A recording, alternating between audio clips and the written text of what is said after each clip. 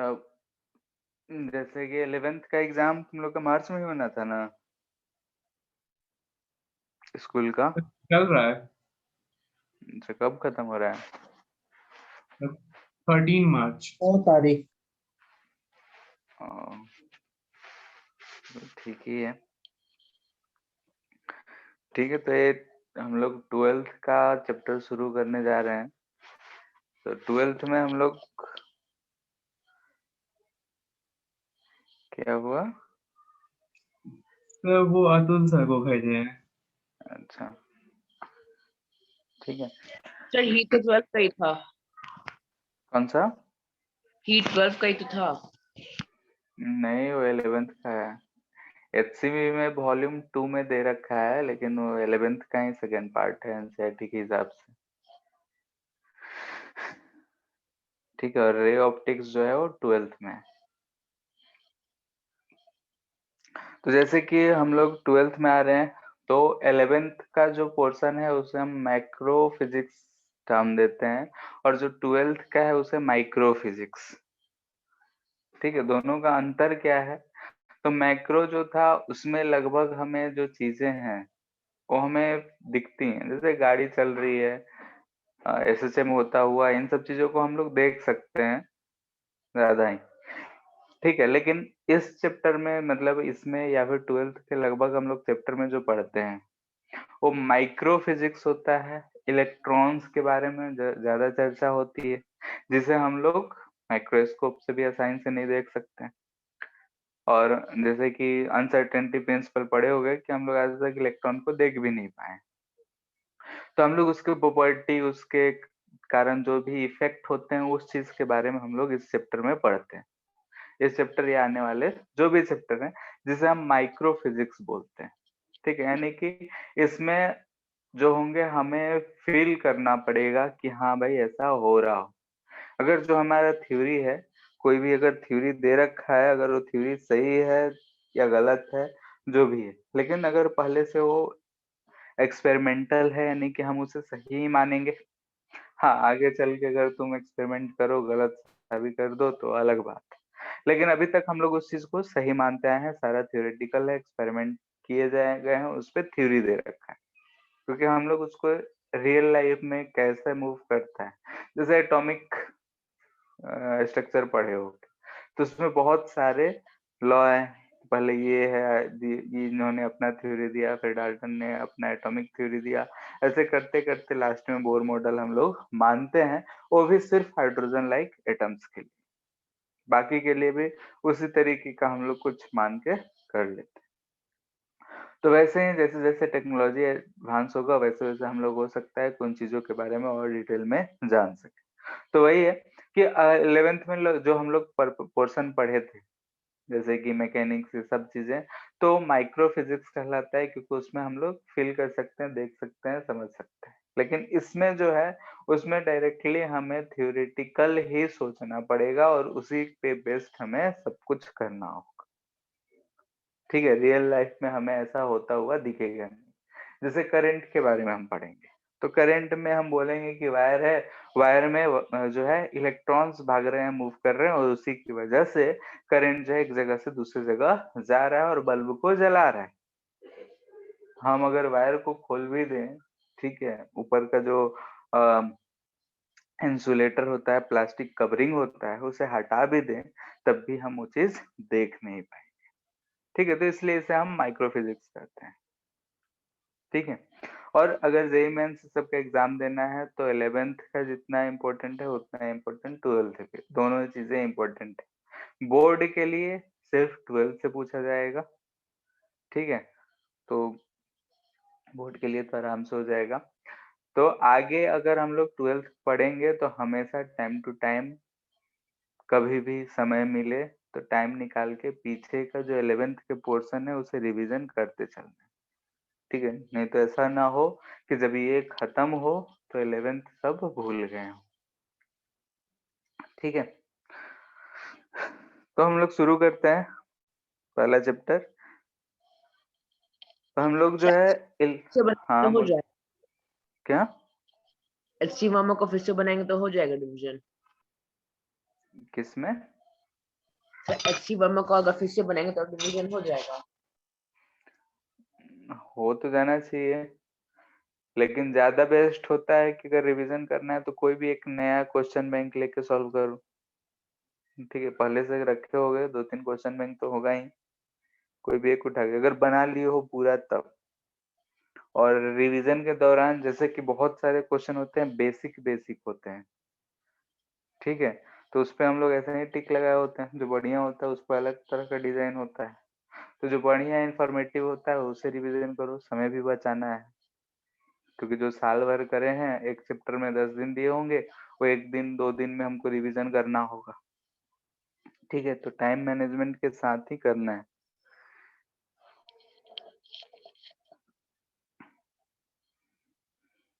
Mechanics वाले portion तो लगभग वर्क तक तो ज्यादा कष्ट करने की जरूरत नहीं पड़ता है, क्योंकि हर जगह आते रहेगा अभी भी। ठीक है, और centre of mass, collision, rotation और बाकी सेकेंड पार्ट, इसको बराबर डिवीजन करना पड़ता है। खास करके हीट वाले पोर्शन तो और, क्योंकि फॉर्मूला बहुत ज्यादा है, याद करना पड़ेगा। ठीक है, तो हम लोग फिजिक्स के माइक्रो पोर्शन में आ चुके हैं, तो इसमें हम लोग देखेंगे इलेक्ट्रोमैग्नेटिज्म।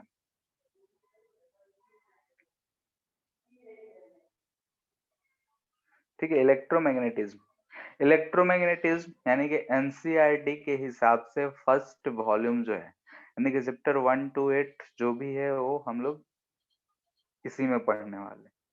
ठीक है, यानी कि हम बोलेंगे कि it is a branch of physics जिसमें हम इलेक्ट्रॉन्स यानी चार्जेस के बारे में स्टडी करेंगे। चार्जेस क्या इफेक्ट डाल सकते हैं, चार्जेस के कारण क्या क्या इफेक्ट हो सकता है। ठीक है, तो ये इलेक्ट्रोमैग्नेटिज्म है, इसमें हमें 7 चैप्टर में बटा हुआ है एनसीईआरटी हमारा, जिससे हम लोग 3 अलग अलग पोर्शन में पढ़ते हैं। पहला इलेक्ट्रोस्टैटिक। ठीक है, जैसा कि मैकेनिक्स हम लोग पढ़े थे वैसे ही यहाँ भी है। Second magnetism. ठीक है, थर्ड जो है इलेक्ट्रोमैग्नेटिक वेव। ठीक है, हम लोग इसको 3 अलग अलग पार्ट में डिवाइड करें हैं। इलेक्ट्रोस्टैटिक जो है एनसीईआरटी का चैप्टर 1-2 को रिप्रेजेंट करेगा।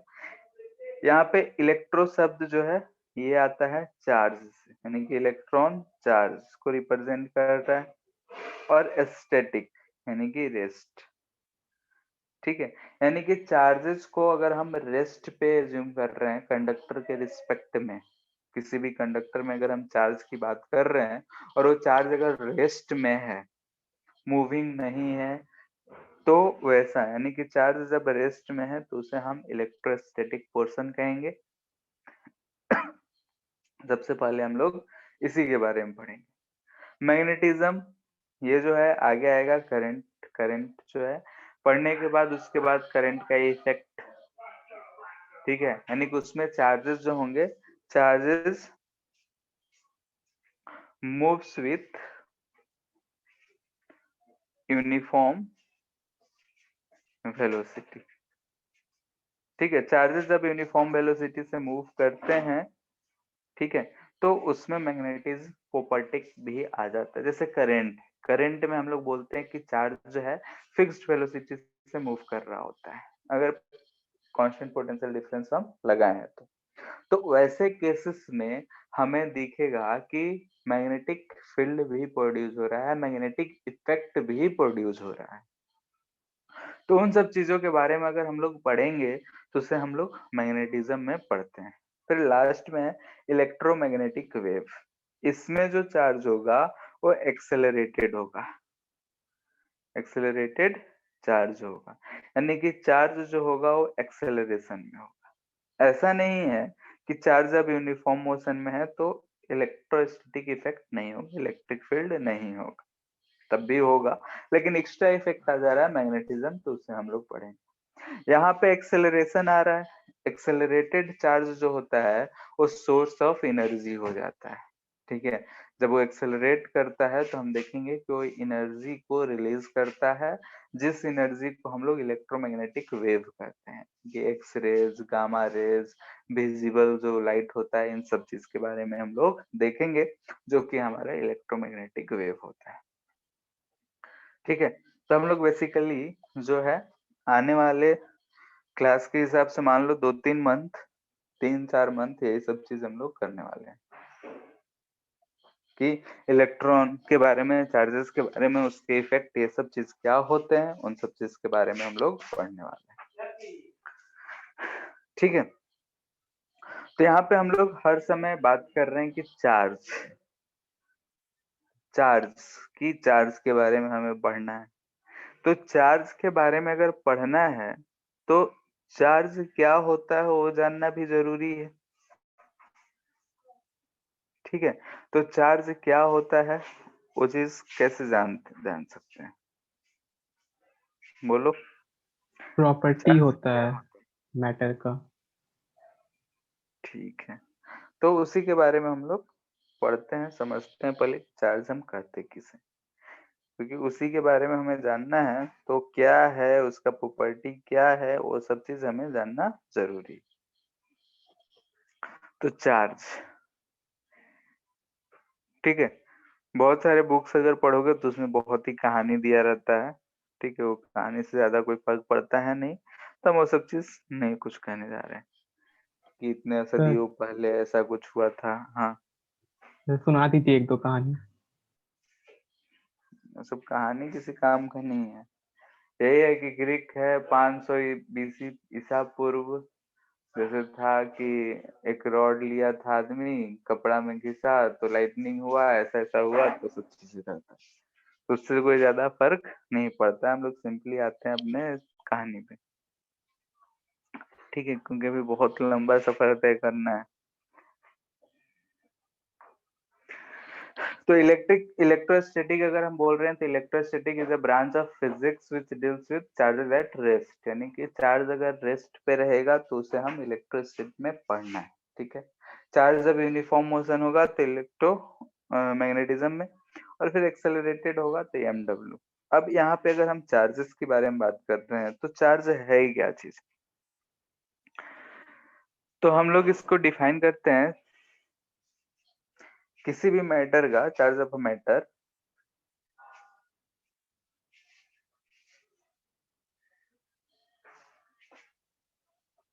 is property by virtue of which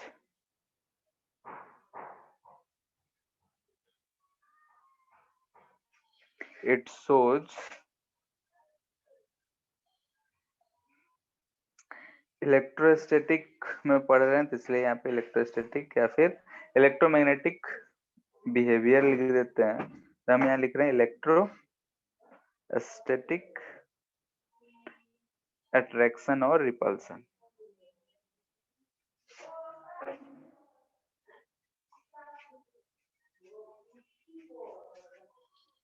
ठीक है, यानी कि इसका मतलब साफ ये है कि अगर हमारे पास कोई भी दो ऑब्जेक्ट है, जैसे कि अगर हम मान लेते हैं एक स्टील का क्लॉथ है कि यूनिट रॉड है या फिर ग्लास का रॉड है, दोनों को, जैसे कि हमारे पास कोई भी दो रॉड, या फिर बचपन में जो हम लोग खेल खेलते थे उसी चीज का कहानी बता रहे हैं कि बचपन में लगभग सभी कोई किया रहता है कि कागज के छोटे छोटे टुकड़े हम लोग फाड़ते हैं और बेंच पे रख के उसको कंघी से या पेन से चिपकाने का कोशिश करते हैं, कि वो सब। Yes sir. यस। ठीक है, तो वहां पे देखे होगे कि जब ये कागज के टुकड़े जो रहते हैं, हम टुकड़े कर दिए, ठीक है, ये सब टुकड़े हो गए, जब हम पेन को यहाँ पे पास लाते हैं तो कोई इफेक्ट नहीं होता है। ठीक है, कब, जब हम इसको कुछ भी नहीं किए रहते हैं, नहीं सिर्फ कागज के टुकड़े को तोड़े, पेन से चिपकाने का कोशिश किए, तो नो इफेक्ट बिफोर रबिंग। ठीक है, ये हमारा पेपर है, ये जो है पेन। ठीक है, अगर हम पेपर को छोटे छोटे टुकड़े करके पेन से चिपकाने का कोशिश करते हैं, कोई इफेक्ट नहीं होता। लेकिन जब इस पेन को हम लोग बाल से रगड़ देते हैं, ठीक है, ड्राई हेयर होता है, उससे अगर हम लोग घिस दें, उसके बाद क्या होता है, ये जो पेपर है ऐसा अट्रैक्ट होता है, यस सर। अट्रैक्शन, ठीक है। यानी कि आफ्टर रबिंग, यानी कि जब हम इसको ये ड्राई हेयर से रब कर दिए, तब अगर हम देखें तो यहाँ पे हमको इन दोनों के बीच में क्या दिखता है, अट्रैक्शन दिखता है। लेकिन पहले जब हम कुछ भी नहीं किए हैं, बस पेपर को फाड़ के रख दिए हैं, तब हमें कोई इफेक्ट नहीं दिखता है। तो यहाँ से हमें एक चीज समझ में आता है कि दोनों मटेरियल तो हमारे पास पहले भी था, बाद में भी था, लेकिन जब हमने रब किया तो इसमें कुछ ना कुछ नया प्रॉपर्टी जनरेट हुआ, ऐसा कुछ प्रॉपर्टी जनरेट हुआ जिसके वजह से इन दोनों में अट्रैक्शन हुआ। क्योंकि अगर ये पहले से होता तो पहले भी शो करना चाहिए था अट्रैक्शन। यहाँ ग्रेविटी ये सब चीज या फिर फोर्सेस ऑफ जो ग्रेविटेशनल फोर्स है उसकी वजह से तो नहीं है, क्योंकि अगर वो रहता तो पहले भी अट्रैक्ट होना चाहिए था, रबिंग के बाद ही क्यों हो रहा है, तो जरूर कोई एक्स्ट्रा प्रॉपर्टी इसमें जनरेट हो गया। तो उसी प्रॉपर्टी को, जिस प्रॉपर्टी के कारण ऐसा इफेक्ट होता है, उस प्रॉपर्टी को हम लोग बोलते हैं चार्ज, ठीक है। जो प्रॉपर्टी है, जिस प्रॉपर्टी के कारण ऐसा इफेक्ट होता है, उसे हम कहेंगे कि चार्ज। तो हमेशा ये बात ध्यान रखना है कि चार्ज कोई वस्तु नहीं है, it is a property of any matter, कोई भी मैटर पे हो सकता है। क्लियर है? Yes sir. एग्जाम्पल्स यानी कि कुछ हम लोग नेचर में पाए जाने वाले चार्जेस जिसके बारे में हम लोग चर्चा करते हैं, उसमें कौन कौन से हैं, इलेक्ट्रॉन, ठीक है, प्रोटॉन, ये सब पार्टिकल है जिसको हम लोग चार्ज पार्टिकल मानते हैं, अल्फा पार्टिकल एक्सेट्रा। अच्छा, इसका डिनोट जो करेंगे वो क्यू से क्यू। करते हैं या कैपिटल क्यू से, ठीक है, क्यू या फिर कैपिटल क्यू, दोनों में से कोई भी यूज कर लिया जाता है।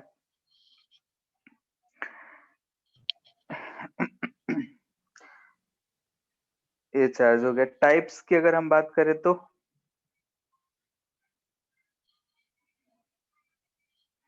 कितने पॉजिटिव तरह के नेगेटिव। होते हैं? न्यूट्रल नहीं होता है? न्यूट्रल चार्ज को चार्ज बोलना सही रहेगा। नहीं, ठीक है, न्यूट्रल कब होता है, जैसे कि अगर हमारे पास कोई भी एक बॉडी है, ठीक है, ये तो हम जानते हैं कि जो बेसिक है इसमें number of electrons, number of protons, atomic structure पढ़े हुए, इतना जानते हैं, ठीक है। तो उतना हम डिटेल नहीं जा रहे हैं एटॉमिक स्ट्रक्चर में, डायरेक्ट हम बोल रहे हैं कि जैसे हम मान लेते हैं कि हमारे पास बॉडी ए है, ये कोई बॉडी बी है, इसमें 1000 इलेक्ट्रॉन्स थे एंड 1000 प्रोटॉन्स थे। जब हम जानते हैं कि इलेक्ट्रॉन पे चार्ज नेगेटिव लेते हैं, प्रोटॉन का चार्ज पॉजिटिव लेते हैं, तो ये दोनों, ये हमें क्या दिख रहा है, नेट चार्ज इन दोनों पे क्या दिख रहा है, 0 यस सर। दिख रहा है। तो इससे हम बोलेंगे कि इलेक्ट्रिकली न्यूट्रल है, कली न्यूट्रल है, ठीक है। यानी कि कब, जब दोनों पे चार्जेस सेम है, यानी कि इस केस में number of proton is equal to number of electron है। इलेक्ट्रॉन और प्रोटॉन अगर बराबर हैं, तब उस केस में हम क्या बोलेंगे कि इलेक्ट्रिकली न्यूट्रल है। लेकिन लेट से कि किसी भी तरीके से अगर हम इसमें से इस पे 200 इलेक्ट्रॉन को हम इसमें से इधर ट्रांसफर कर दिए, तो फाइनली हमें क्या मिलेगा, इस पे कितने इलेक्ट्रॉन मिलेंगे, 800 इलेक्ट्रॉन एंड 1000 प्रोटॉन मिलेंगे। यहाँ पे हमें 700 इलेक्ट्रॉन हो जाएगा और 500 प्रोटॉन मिलेगा। ओवरऑल हमें यहाँ क्या दिख रहा है, positive charge. Positive charge. Electron, ये चीज तो पता है कि charge of proton and charge of electron बराबर होते हैं, तो बेसिक बेसिक चीजें हैं। तो यहाँ पे 800 इलेक्ट्रॉन है, तो यहाँ पे हमें क्या मिलेगा, 200 प्रोटॉन एक्स्ट्रा मिलेगा। ठीक है, यानी कि इस पे 200 एक्स्ट्रा, यानी कि ये प्रोटॉन है, यानी कि इस पे हमें क्या मिलेगा, पॉजिटिव। एक्स्ट्रा में प्रोटॉन है, 800 जो इलेक्ट्रॉन थे वो 800 प्रोटॉन से मिलकर न्यूट्रलाइज हो गए, लेकिन 200 प्रोटॉन बच गए। वैसे ही यहाँ पे अगर देखेंगे तो 200 इलेक्ट्रॉन हमें बचेगा, यानी कि यहाँ पे हमें निगेटिव चार्ज मिल रहा है। ठीक है, तो टाइप्स में अगर हम कहेंगे तो हम दो टाइप्स के पढ़ते हैं, positive charge and negative charge. तो यहाँ ध्यान से देखो कि पॉजिटिव चार्ज किस पे आ रहा है, डोनर ऑफ इलेक्ट्रॉन पे पॉजिटिव चार्ज। ठीक है, पॉजिटिव चार्ज किसे कह रहे हैं, किस पे आ रहा है, तो on donor of electron. Donor of electron है उस बॉडी पे पॉजिटिव चार्ज आ रहा है, और इसमें हमें दिख रहा है कि डेफिशिएंसी ऑफ इलेक्ट्रॉन भी है। जिस पे पॉजिटिव चार्ज होगा उसमें डेफिशिएंसी ऑफ इलेक्ट्रॉन, यानी प्रोटॉन ज्यादा है, एफिशिएंट अमाउंट में प्रोटॉन है। लेकिन हम लोग हमेशा इलेक्ट्रॉन के टर्म में बात करते हैं, वो इसलिए क्योंकि हमने ये पढ़ा है कि जो प्रोटॉन होता है वो न्यूक्लियस में होता है, इलेक्ट्रॉन जो है वो एटम छोड़ के इधर उधर मूव कर सकता है, तो इसलिए हम इलेक्ट्रॉन के टर्म में बात करते हैं। निगेटिव चार्ज, निगेटिव चार्ज अगर हम देखें तो ये एक्सेप्टर ऑफ इलेक्ट्रॉन जो होगा, यानी कि उस पे आएगा, और साथ में इसमें हमें दिख रहा है कि एक्सेस ऑफ इलेक्ट्रॉन है। इलेक्ट्रॉन क्या है यहाँ पे, एक्सेस, एक्सेस अमाउंट में इलेक्ट्रॉन है। क्लियर है? अच्छा, ये यस शॉर्ट फॉर्म सबको पता है ना? No sir. सब पता चल गया। सर, एक्सेस प्रश्न में यूज किए थे। हाँ, एक्सेस को शॉर्ट फॉर्म में एक्स एस।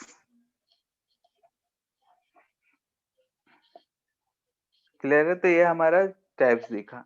यहाँ पे अगर हम बात करते हैं यूनिट की,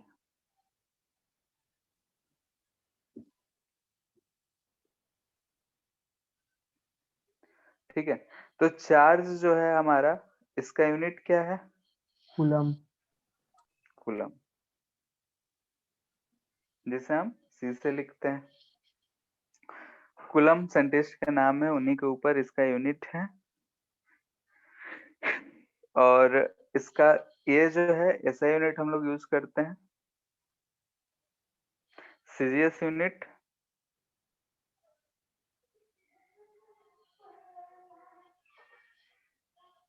किसी को पता है? सीजीएस यूनिट को हम लोग इलेक्ट्रोस्टैटिक ESU। यूनिट लिखते हैं, जिसे हम ESU शॉर्ट फॉर्म में बोलते हैं, या फिर स्टेट कूलम बोलते हैं। ठीक है, स्टेट कूलम जो है एनसीईआरटी में यूज्ड है, तो अगर दिया है तो इसका मतलब यही है कि ये सीजीएस यूनिट है। एंड 1 कूलम इजकल टू होता है 3 इंटू 10 का पावर 9 ESU।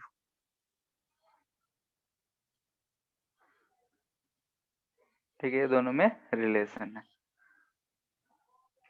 डायमेंशन क्या लिखेंगे? तो आया कहाँ से ये रिलेशन? आया कहाँ से, क्या मतलब? सर, कोई डेफिनेशन होगा ना ESU का? हमें उतना कुछ नहीं जानना है।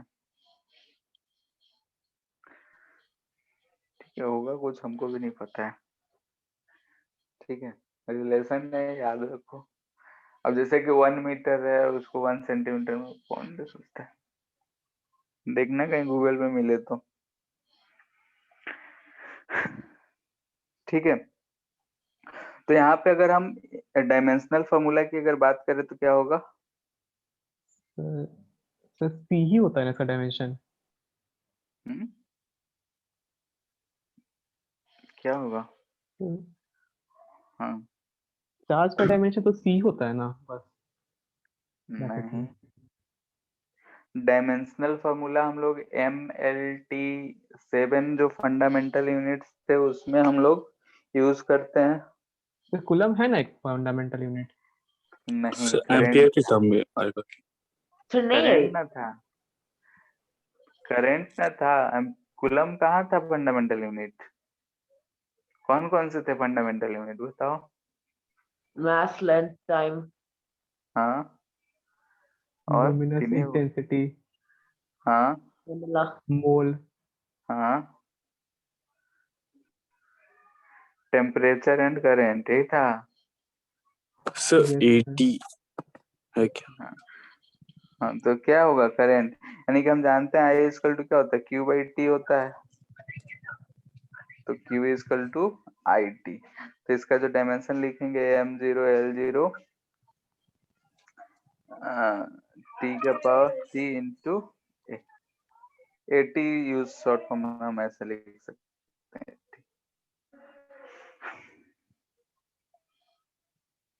ये जो है एम्पियर को रिप्रेजेंट कर रहा है।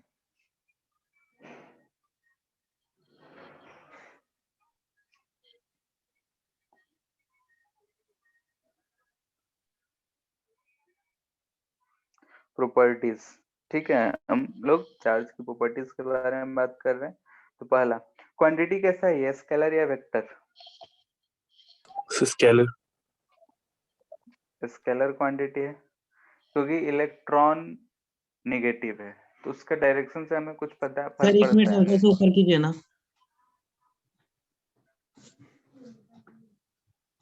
सर, बस बस। ठीक है, यहाँ पे क्वांटिटी की अगर बात करें तो स्केलर क्वांटिटी होगा, इसके डायरेक्शन से कोई लेना देना नहीं है। ठीक है, स्केलर क्वांटिटी यानी कि इसे जो हम लोग लिखते हैं कि charge is additive in nature.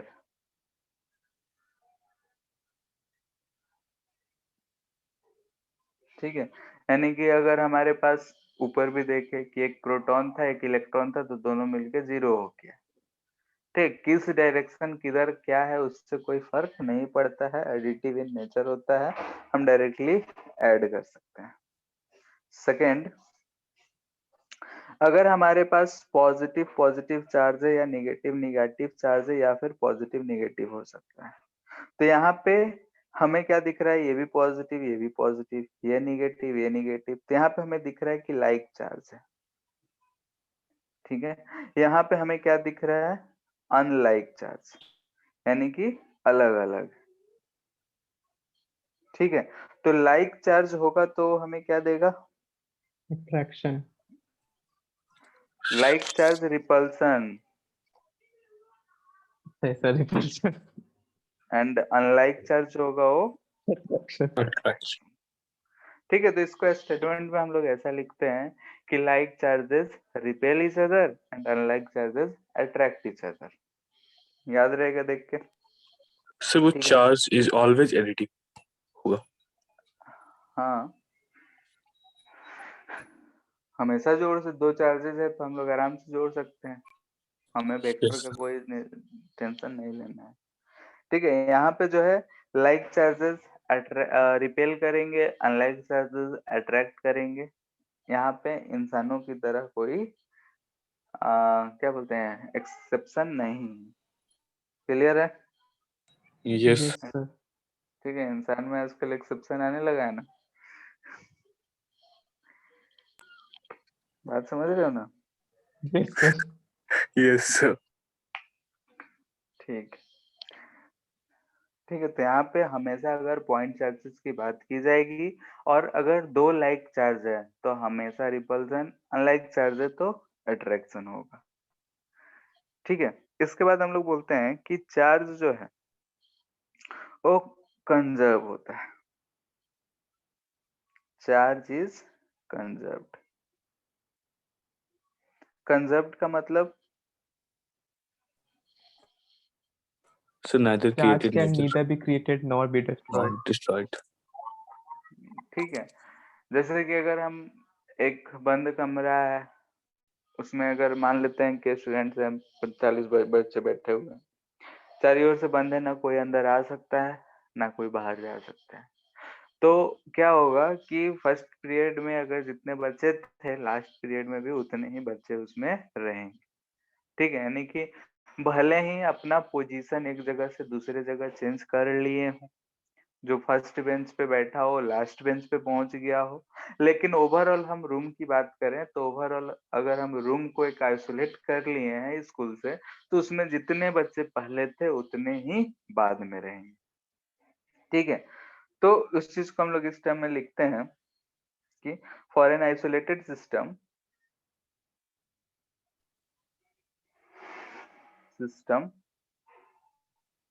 Charges, जो चार्ज है वो हमेशा क्या रहेगा? Conserved. Charges will remain constant.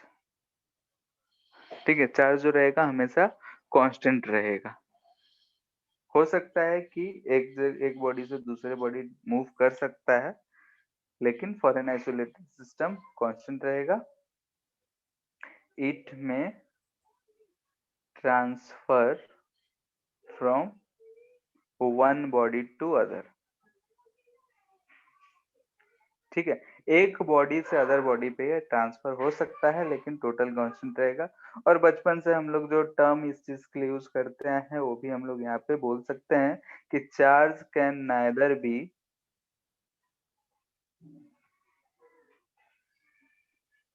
Created nor be destroyed. ठीक है, चार्ज जो है ना हम क्रिएट कर सकते हैं ना डिस्ट्रॉयड कर सकते हैं। यानी कि जब इस ब्रह्मांड का सृष्टि हुआ होगा, निर्माण हुआ होगा, सृष्टि का निर्माण हुआ होगा, उस समय जितने चार्ज थे आज भी उतने ही चार्ज होंगे, और जब ये ब्रह्मांड खत्म हो जाएगा तब भी उतना ही चार्ज रहेगा। पूरे अगर यूनिवर्स की हम बात करें तो, ठीक है, एक यूनिवर्स जितना भी है उतने की बात करें तो।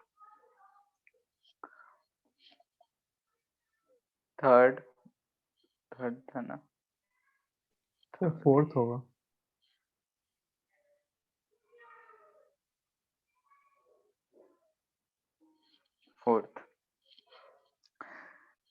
फोर्थ हम लोग बोलते हैं चार्जेस क्वांटाइज्ड।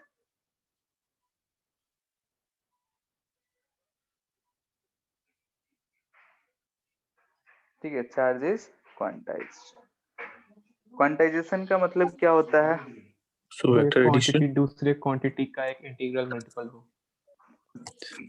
ठीक है, जैसे कि आजकल तो अठन्नी मार्केट से खत्म ही हो चुका है, मिनिमम रुपी लगभग 1 रुपया ही चल रहा है। ठीक है, यस सर। तो अगर हम बोल रहे हैं कि रुपीज में 1 रुपीज जो है सबसे छोटा क्वांटिटी है, तो 10 रुपीज जो है हम 1 का 10 बार मल्टीपल करके पा सकते हैं। 100 होगा तो 1 को 100 बार मल्टीपल करके पा सकते हैं, लेकिन हम 10.5 नहीं पा सकते हैं। 10.5 रुपया अगर किसी को देना हो तो हम नहीं दे पाएंगे आज के डेट में। ठीक है, या फिर किसी से लेना हो तो भी मुश्किल है। तो हम वैसे ही चार्ज का एक जो है स्मॉलेस्ट क्वांटिटी होता है जिसे हम लोग बोलते हैं फंडामेंटल यूनिट ऑफ चार्ज। ठीक है, तो इसको हम लोग लिखते 10.5 हैं, देना है तो फिर 1 रुपए का सिक्का को आधा तोड़ देंगे। जाके मतलब कि तुम्हारे पास 100 का नोट है, बाजार में 50 रुपए का कुछ खरीदोगे, आधा फाड़ के देना तो जरा देखना क्या होता है। तो किया जा सकता है। हम्म? हाँ, So यूट्यूब या फिर इंस्टाग्राम पे वीडियो बना के डालने के लिए। हाँ बोलो। इलेक्ट्रॉन से भी छोटे पार्टिकल डिस्कवर हो चुके, से उसमें चार्ज अगर हाँ, फाइंड कर क्वार्क्स। तो ठीक है, उसके भी सब क्वार्क्स नेगेटिव आएंगे, मल्टीपल जाएगा। देखते हैं क्या होगा, वो बोलते हैं उसके बारे में। ठीक है, क्वार्क्स उसको बोलते हैं, लेकिन उसको हम लोग नहीं मानते हैं। क्यों नहीं मानते उसके बारे में भी चर्चा करेंगे। ठीक है, तो यहाँ पे ये क्या रिप्रेजेंट करता है कि charge on any body, charge on any body, ठीक है, दोनों अलग अलग होने चाहिए, एनी और body, always exist in integral multiple of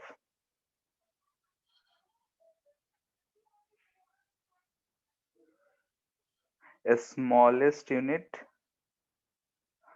या फिर इसको बोलते हैं फंडामेंटल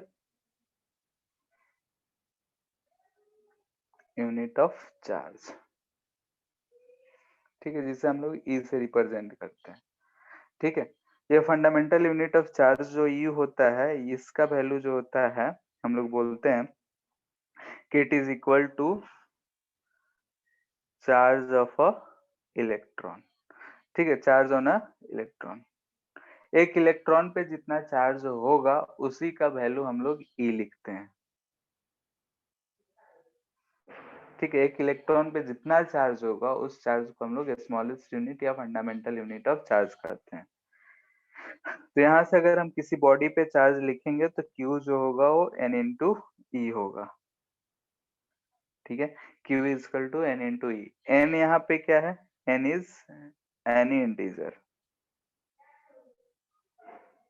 ठीक है, एनी इंटीजर यानी कि प्लस माइनस कुछ भी हो सकता है, नेगेटिव चार्ज होगा तो माइनस होगा, पॉजिटिव चार्ज होगा तो पॉजिटिव होगा। अब बात करते हैं कि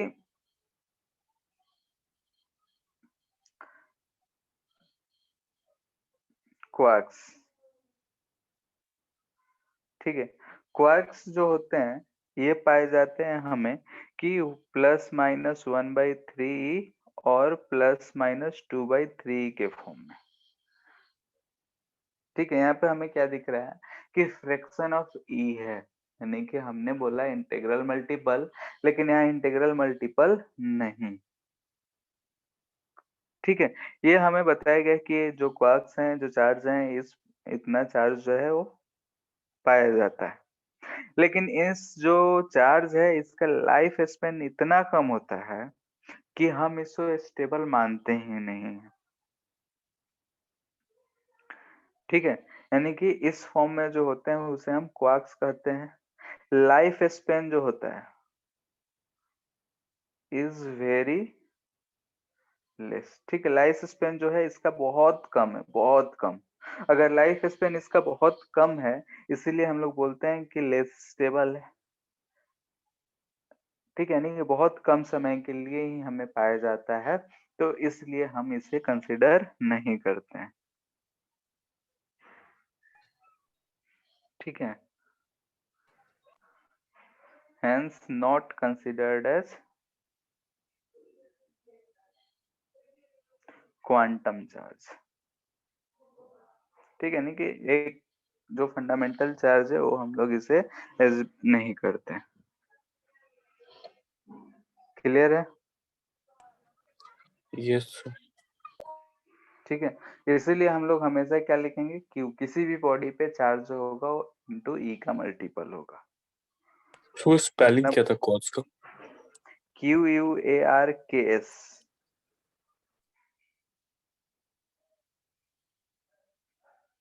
कितना पॉइंट हो गया? अच्छा, ठीक है, जैसा कि हम लोग ऊपर देख चुके हैं कि इलेक्ट्रॉन जो होता है एक पार्टिकल होता है। मास ऑफ इलेक्ट्रॉन जो हम लोग लिखते हैं 9.1 इंटू 10⁻³ kg लिखते हैं। यस।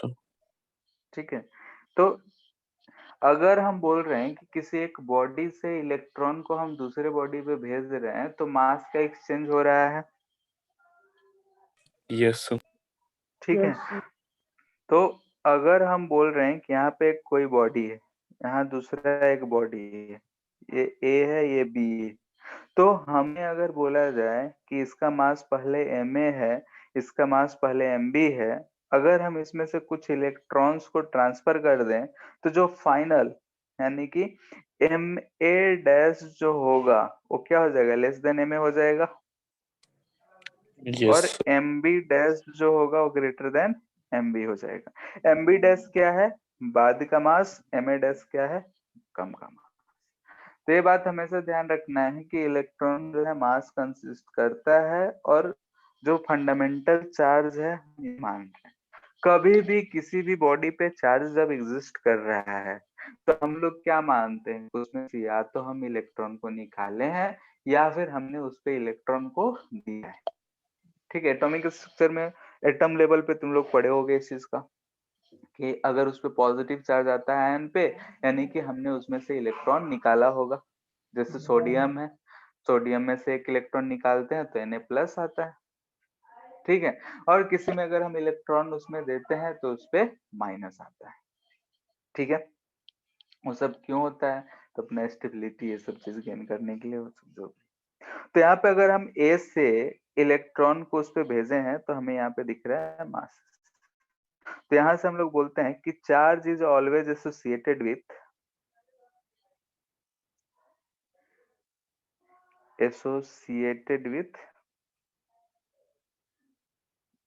मास। ठीक है, अगर कोई भी पार्टिकल है उसमें मास है, चार्ज हो सकता है। मास नहीं है तो चार्ज नहीं होगा। क्लियर है? यस। और एक चीज कि कोई एक बॉडी है उसके पास मास है, उस पे चार्ज हो ऐसा जरूरी नहीं। जैसे न्यूट्रल हो सकता है, उसके पास मास है लेकिन न्यूट्रल है, चार्ज नहीं है। लेकिन अगर किसी बॉडी पे चार्ज है तो उस पे मास होना जरूरी है। अगर मास नहीं होगा तो चार्ज एग्जिस्ट नहीं करेगा। जैसे एग्जांपल में है फोटोन। ठीक, फोटोन का जो रेट मास होता है वो होता है सर 0। आवाज कट रहा है आपका। Hello, yes sir. आ रहा है अब? Yes sir. Yes sir. ठीक है, जैसे कि हम एग्जांपल ले रहे हैं फोटोन। ठीक है, जिसे हम फोटो इलेक्ट्रिक इफेक्ट सब में देखते हैं, तो फोटोन का रेस्ट मास जो होता है 0 होता है। तो इसीलिए कभी भी फोटोन पे चार्ज नहीं हो सकता है, यानी कि हम इसे बोलते हैं ये चार्जलेस पार्टिकल है, क्योंकि इस पे मास होने चार्ज होने के लिए। हाँ,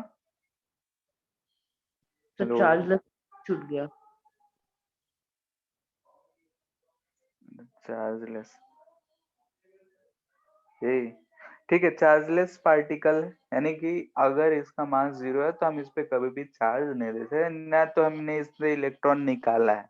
अगर इलेक्ट्रॉन निकाला होता है नहीं कि इसके पास कुछ तो मास होता, अगर हम इस पे इलेक्ट्रॉन देते हैं नेगेटिव चार्ज के लिए तो इसके पास फिर भी मास होता।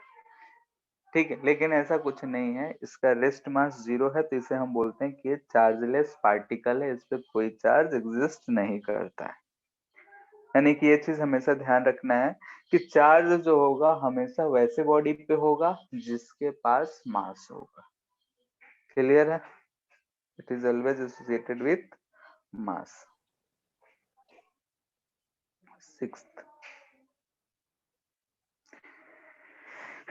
Charge is relatively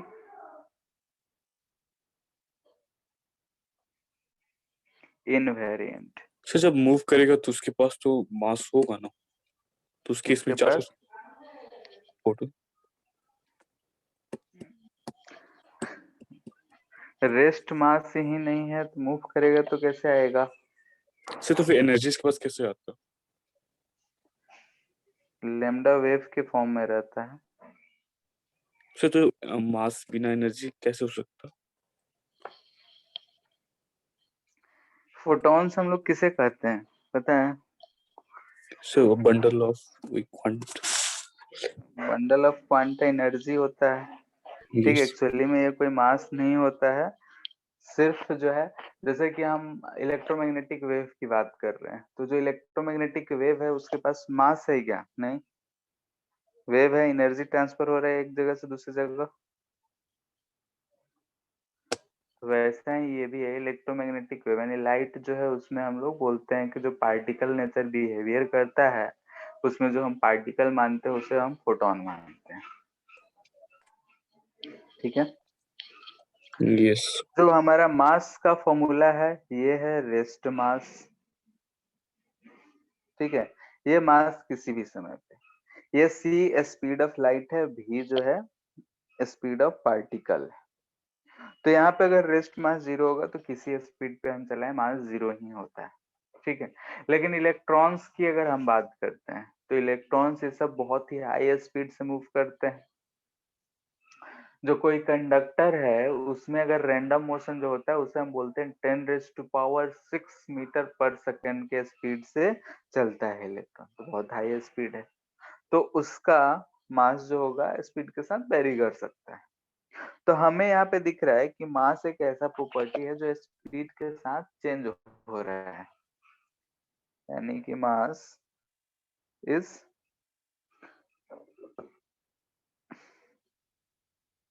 with speed. ठीक है, स्पीड के साथ मास वेरी करता है। हम लोग मूव करते हैं तो हमारा स्पीड c के कंपैरिजन में बहुत कम है, इसलिए ये वाला चीज 0 हो जाता है, इसलिए रेस्ट मास और मूविंग मास सब सेम रहता है। ठीक है, तो हम लोग चार्ज को मास से इसलिए कंपेयर करते हैं क्योंकि चार्ज भी एक प्रॉपर्टी है, मास भी एक प्रॉपर्टी है। ठीक है, मास एक ऐसा प्रॉपर्टी है जिससे ग्रेविटेशनल फोर्स के बारे में चर्चा होती है, वैसे ही चार्ज एक ऐसा प्रॉपर्टी है जिसके कारण इलेक्ट्रिक फोर्सेस के बारे में चर्चा होगी। तो यहाँ पे हमने देखा कि मास जो है स्पीड के साथ वेरी होता है, तो ये जो स्टेटमेंट लिखा है इसका मतलब ये है कि charge does not depend on speed of particle. ठीक है, यानी कि अगर हम इलेक्ट्रॉन पे चार्ज दे के उसके दौड़ाने लगेंगे तो उसका चार्ज घटेगा या बढ़ेगा नहीं, सेम रहेगा, जितना पहले था उतना ही बाद में रहेगा। ठीक है, हम उसको रेस्ट में पकड़ के रखे हो या फिर उसको हम डंडा मार के भगा रहे हो, ठीक है, दोनों केसेस में चार्ज जो होगा वो सेम रहेगा। क्लियर है इतना? सो क्या लिखे इनकन्वीन के वो सो थोड़ा ऊपर किसी ने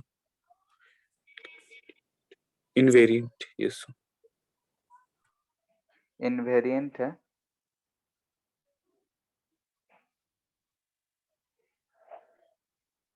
हो गया। यस, तो स्टेटमेंट का मीनिंग क्या है?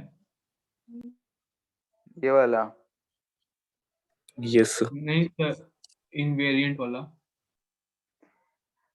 रिलेटिविस्टिकली का मतलब ये हुआ कि मोशन से नॉट रिलेटेड, यानी कि ये मोशन को रिप्रेजेंट करता है। इनवेरिएंट हम लोग बोलते हैं कि मोशन से इसमें कोई फर्क नहीं पड़ता है। तो उसी चीज का नीचे लिखे हैं कि जो भी बॉडी पे चार्ज है उस चार्ज का जो है मोशन से कोई लेने देना नहीं है। Charge is independent of frame of reference, किस फ्रेम से ले रहे हैं, किस मोशन से ले रहे हैं, उसमें कोई फर्क नहीं पड़ता। इसे ये भी कह सकते हैं charge is independent of frame of reference. ठीक है, किस रेफरेंस से मूव कर रहा है, रेस्ट में क्या है, उससे कोई लेना देना नहीं, यानी मोशन से लेना देना नहीं है। ठीक है, इस प्रॉपर्टी को इसलिए लिखा जाता है क्योंकि मास और चार्ज का थोड़ा बहुत का रिलेशन है, दोनों प्रॉपर्टी है। ठीक है, दोनों की वजह से कंजर्वेटिव फोर्सेस एक्ट करते हैं, मास की वजह से ग्रेविटेशनल फोर्स पढ़ते हैं हम लोग, चार्ज की वजह से इलेक्ट्रोस्टैटिक फोर्स पढ़ेंगे। तो इसलिए दोनों में रिलेट करके ये कहा गया है कि मास जो है वो मोशन के साथ चेंज होता है, लेकिन जो हमारा चार्ज है वो चेंज नहीं होता। एक बार बॉडी पे इतना चार्ज है, उसको हम कितना भी स्पीड से रोटेट करें, घुमाएं, कुछ भी करें, उस पे उतना ही चार्ज रहेगा। क्लियर है सर ये इतना? फॉर्मूला कहाँ से आया? ये रिलेटिव थ्योरी से आता है।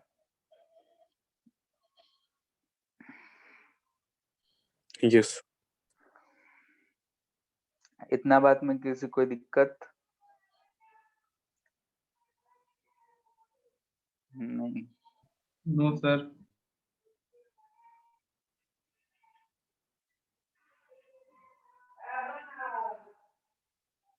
ठीक है, हमने पढ़ा चार्ज। चार्ज तो प्रॉपर्टी है, तो किसी भी बॉडी को हम चार्ज कैसे करेंगे, यानी कि उस पे चार्ज कैसे एग्जिस्ट कराएंगे किसी बॉडी पे, तो वही है मेथड ऑफ चार्जिंग। तो हम लोग इसमें बहुत सारे प्रोसेस देखते हैं, ठीक है। तो हम लोग इसमें बेसिकली जो 2-3 मेथड्स हैं वही देखेंगे। जैसे पहला जो बेसिक है, charging by friction,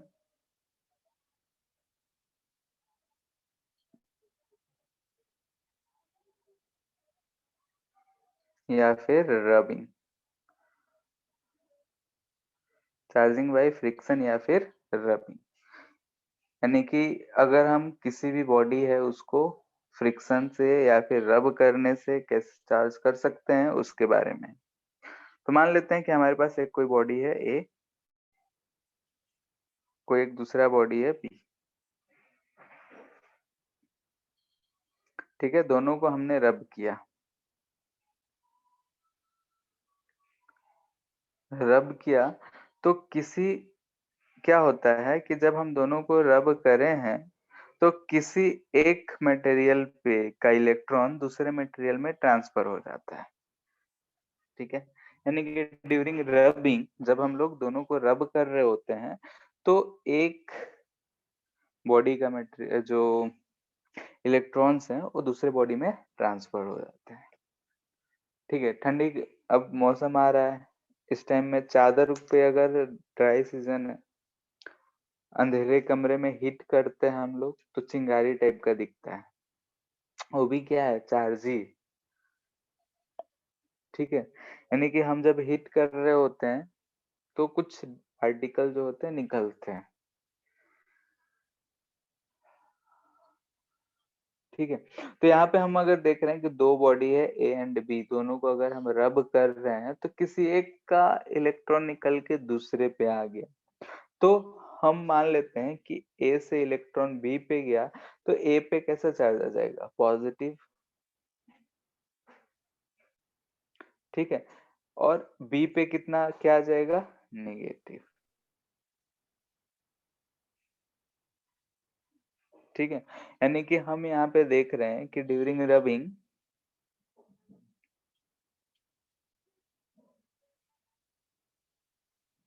electrons get transferred from one body to another, ठीक है। एक बॉडी से दूसरे बॉडी पे ट्रांसफर हो जाता है, ठीक है। क्या सब पे ट्रांसफर ऐसे ही होगा, तो डिपेंड करता है कि कौन सा बॉडी कैसा है, depending on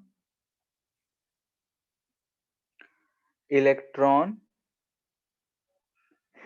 affinity of the body, ठीक है। Depending on electron affinity of the body electron transfer होगा। इसका मतलब ये है कि जब हम रब कर रहे हैं तो ए से बी पे भी कुछ इलेक्ट्रॉन गया, बी से ए पे भी है, लेकिन जिसका इलेक्ट्रॉन एफिनिटी ज्यादा है, इलेक्ट्रॉन एफिनिटी पता है क्या होता है, Yes, sir. Tendency to attract electron. ठीक है। यानी कि इलेक्ट्रॉन से प्यार जिसका ज्यादा है वो ज्यादा इलेक्ट्रॉन खींचेगा, और जिसका कम है वो कम, यानी कि जिसका एफिनिटी ज्यादा होगा उस पे नेगेटिव चार्ज ज्यादा आएगा और जिस पे कम है उस पे कम। तो यहाँ से हमने देखा कि ए से अगर बी पे 100 इलेक्ट्रॉन्स गए तो बी से ए पे 10-20 आए होंगे। तो ओवरऑल मिला के हम देख रहे हैं कि ए पे हमें पॉजिटिव चार्ज दिख रहा है और बी पे नेगेटिव चार्ज, ठीक है। यानी कि अगर हम दो ऑब्जेक्ट्स को रब करते हैं तो रब करने के बाद हमें दोनों पे अलग अलग चार्जेस मिल सकते हैं। एक पे निगेटिव चार्ज मिलेगा, एक पे पॉजिटिव, हमेशा दोनों पे सेम चार्ज नहीं आएगा। Second method, charging by conduction.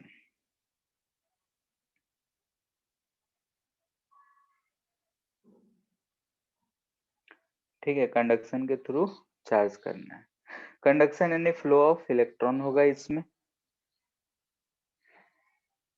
ठीक है, यहाँ पे अगर हम चार्जिंग बाय कंडक्शन की बात कर रहे हैं तो एक बात यहाँ पूछेंगे हम कि कंडक्टर इंसुलेटर्स का डिफरेंस पता है क्या होता है? कंडक्टर जी। किसे कहते हैं? सो जिसमें चार्ज फ्लो, इलेक्ट्रॉन फ्लो हो सकता है। कंडक्टर्स यानी कि ऐसे मटेरियल जिसमें इलेक्ट्रॉन्स जो फ्री इलेक्ट्रॉन्स की संख्या बहुत ज्यादा होती है। ठीक है, यानी कि करंट जो है आसानी से फ्लो कर सकता है। इंसुलेटर जिसमें फ्री इलेक्ट्रॉन्स की संख्या बहुत कम होती है, बाउंडेड होती है, वो फ्रीली मूव नहीं कर सकते। क्लियर है? लिखाना पड़ेगा, याद रहेगा। और सर सेमीकंडक्टर।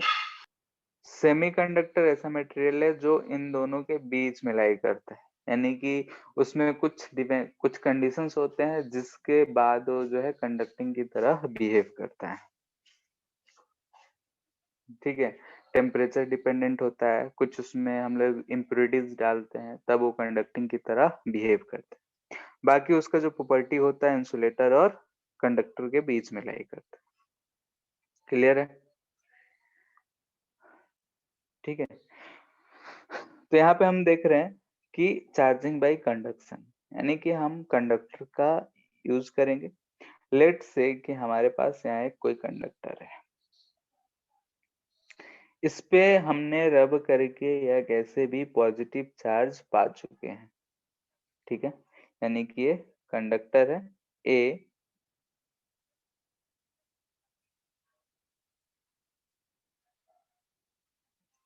इसे हम बोल रहे हैं कि ये सोर्स है। ठीक है, ये हमारा सोर्स है, ये हमारे पास है, लेकिन हमें यहाँ पे एक जो कोई दूसरा है, ये कंडक्टर बी है, ये हमारा जो है टेस्ट मटेरियल है, मतलब कि इसको हमें चार्ज करना है, टू बी चार्ज्ड। ठीक है, इस मटेरियल को हमें चार्ज करना है। तो हम कैसे चार्ज कर सकते हैं? तो ध्यान से देखो कि अगर हमारे पास ये ए है और ये बी है, ए पे चार्ज है, ठीक है, और बी जो है यहाँ पे हमें क्या दिख रहा है? इलेक्ट्रिकली न्यूट्रल दिख रहा है। ठीक है, अगर हम यहाँ पे इन दोनों को किसी भी कंडक्टिंग वायर से ऐसे कनेक्ट कर दें, ठीक है, ये क्या है? Conducting wire. अगर हम इस कंडक्टिंग वायर से दोनों को अगर हम कनेक्ट कर देंगे तो क्या होगा? ध्यान से देखो कि अगर हम इसे कनेक्ट करेंगे तो यहाँ हमें दिख रहा है कि इलेक्ट्रॉन का डेफिशिएंसी है, और यहाँ पे इसके पास इलेक्ट्रिकली न्यूट्रल है, यानी कि इसके पास फ्री इलेक्ट्रॉन्स जो हैं वो मौजूद है। ठीक है, इसके पास जो है फ्री इलेक्ट्रॉन्स मौजूद। इफ कनेक्टेड, अगर हम दोनों को कनेक्ट कर देते हैं तो हमें क्या मिलेगा? ठीक है, हमने यहाँ से क्या करा, इससे ऐसा कनेक्ट कर दिया। इस पे जो था ऐसे बहुत सारे पॉजिटिव चार्ज थे, यहाँ पे फ्री इलेक्ट्रॉन्स थे। ठीक है, ये क्या है? फ्री इलेक्ट्रॉन्स जो कि मूव कर सकते हैं, इधर उधर भागने को तैयार है। ये इलेक्ट्रॉन निगेटिव चार्ज है, इसे यहाँ पे हमें क्या दिख रहा है कि पॉजिटिव चार्ज दिख रहा है, ऊपर से यहाँ इसको रास्ता भी मिल गया, पुल भी मिल गया, वो तो ऐसे ही नालायक है। और ऊपर से यहाँ अट्रैक्शन मिल ही रहा है, तो इलेक्ट्रॉन क्या करेंगे? यहाँ से यहाँ जंप मारेंगे। जंप मारेंगे तो हमें क्या दिखेगा कि इसके कुछ जो पॉजिटिव चार्ज थे वो कुछ घट जाएंगे, और यहाँ से कुछ इलेक्ट्रॉन निकल गया, तो यहाँ पे भी हमें पॉजिटिव चार्ज निगेटिव, हाँ, पॉजिटिव चार्ज मिल जाएगा। ठीक है, हमें क्या दिखा कि यहाँ पे अगर हम पॉजिटिव चार्ज रखे थे इसे किसी कंडक्टिंग वायर से कनेक्ट कर दिए, तो जो जहां पे इलेक्ट्रॉन एबंडेंट में थे, फ्री इलेक्ट्रॉन्स थे, तो इधर से इधर भाग गए। यहाँ पे अगर निगेटिव चार्ज होता, तो निगेटिव चार्ज होता तो यहाँ पे इलेक्ट्रॉन्स की संख्या ज्यादा है, मारा मारी हो रही थी, तो इधर से इलेक्ट्रॉन कुछ उस पे भाग आते, तो इस पे हमें निगेटिव चार्ज मिलता। तो अगर हम कंडक्शन में देख रहे हैं, तो एक चार्ज मटेरियल से अगर हम दूसरा चार्ज कंडक्टर को टच करते हैं, तो हमें दिख रहा है चार्ज एक से दूसरे पे ट्रांसफर हो जा रहा है। ऐसा क्यों कह रहे हैं? क्योंकि पहले पे भी पॉजिटिव चार्ज है, दूसरे पे भी पॉजिटिव चार्ज आया है। यानी कि अगर हम बोले कि यहाँ निगेटिव चार्ज है, इसको हमको टच करना है, तो इसको टच करेंगे तो इस पे भी निगेटिव ही रहेगा, इस पे भी निगेटिव ही आ जाएगा। क्लियर है इतना? सो ये कब तक फ्लो करेगा? जब तक कि दोनों का पोटेंशियल सेम ना हो जाए। जैसे कि एक टंकी है, दूसरे टंकी में अगर हम लोग मिला देते हैं, तो पानी कब तक फ्लो करता है? जब तक कि दोनों का पोटेंशियल सेम ना हो जाए। मान लेते हैं एक टंकी है, यहाँ से एक टंकी यहाँ पे हम भर दिए, ठीक है, ऐसा ज्वाइन कर दिए, इसमें पानी फिल्ड है, ये खाली है। यहाँ से अगर हम ओपन करेंगे तो ये पानी कब तक ट्रेवल करेगा? जब तक कि दोनों का हाइट क्या हो जाए, सेम हो जाए। Yes sir. ठीक है, तो तब तक ही ट्रांसफर करेगा जब तक कि दोनों का पोटेंशियल सेम ना हो जाए। ठीक है, तो सब पोटेंशियल ट्रांसफर ऑफ चार्ज, ये सब पोटेंशियल एनर्जी कितना कब क्या होगा, वो सब चीज नेक्स्ट चैप्टर में आएगा। ठीक है, लिख देते हैं।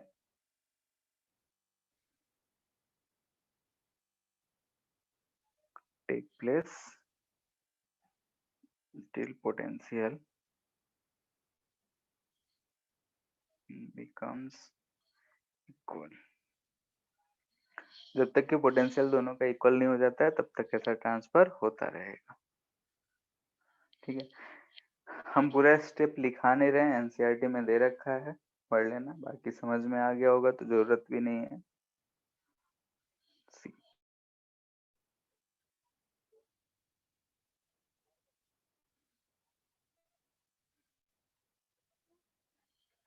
ठीक है, नेक्स्ट जो है चार्जिंग बाय इंडक्शन।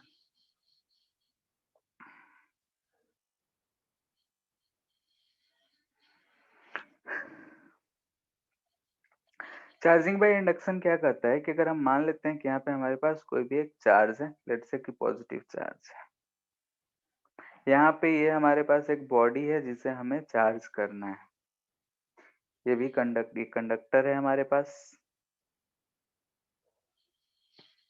अब बताओ कि ये कंडक्टर है, यानी कि इसमें फ्री इलेक्ट्रॉन्स होंगे, होगा। यस अब सर। वो फ्री इलेक्ट्रॉन जो होगा, वो भाग के हमें दिख रहा है कि यहाँ पॉजिटिव है, तो अट्रैक्ट होके यहाँ पे आके इकट्ठा होगा।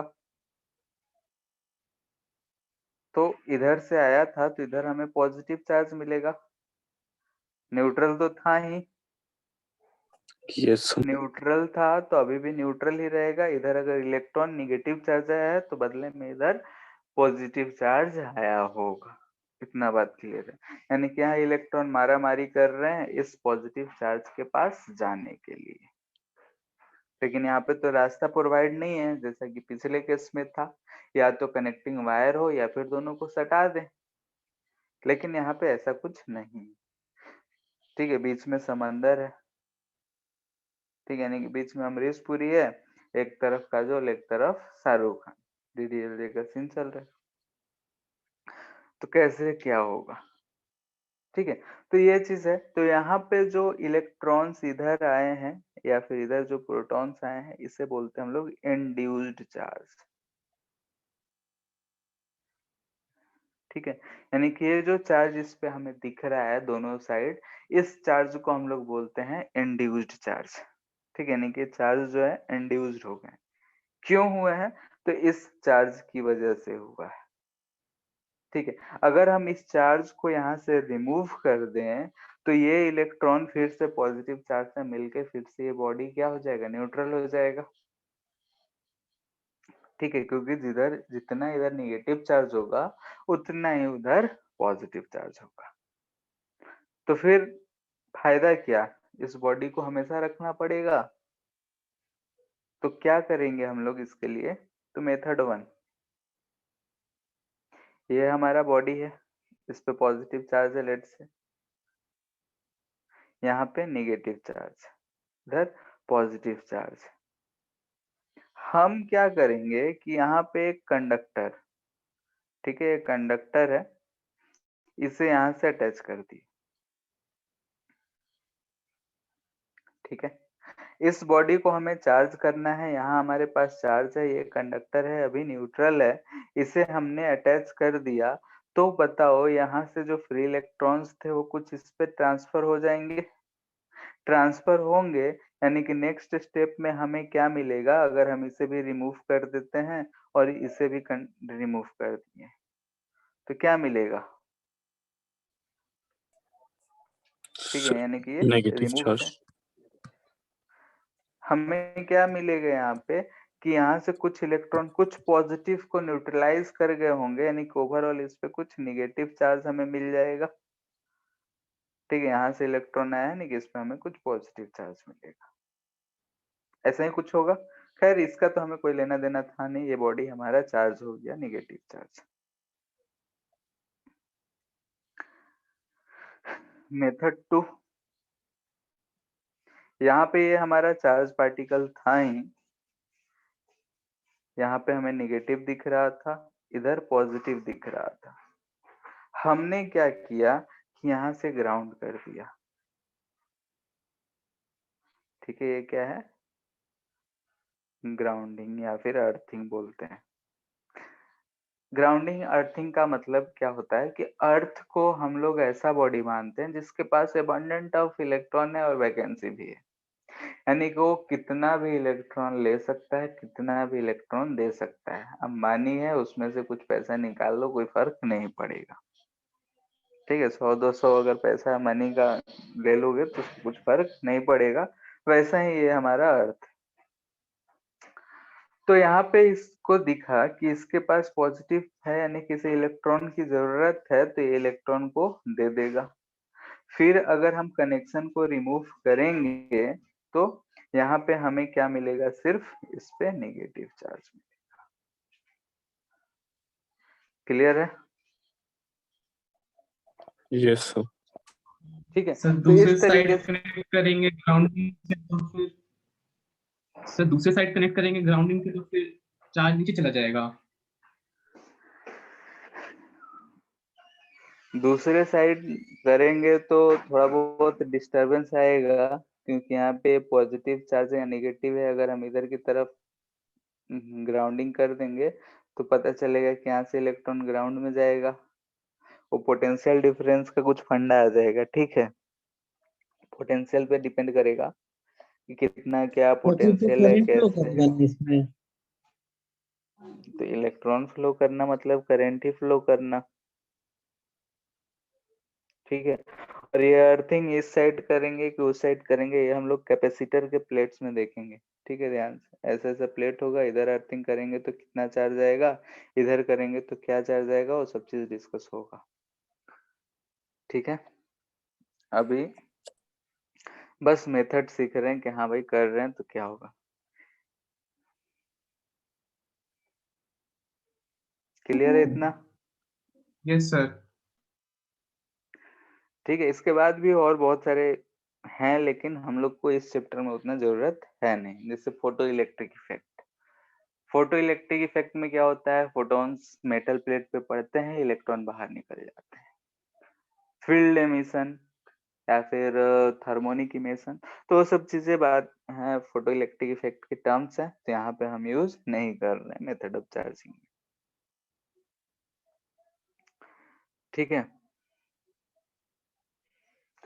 बहुत देर से बोल लिए, अब तुम लोग सवाल के जवाब दो।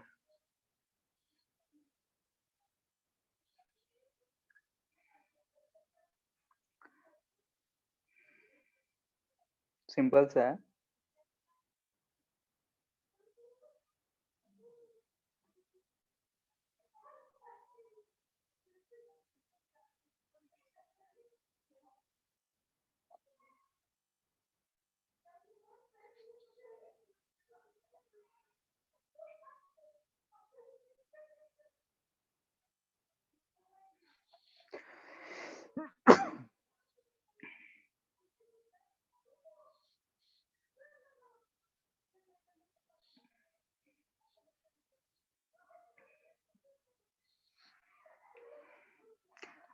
क्या होगा आंसर?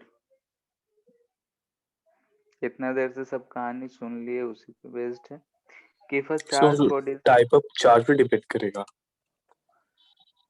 तो क्या So होगा? attract अट्रैक्ट होगा, रिपेल होगा, नो इफेक्ट होगा?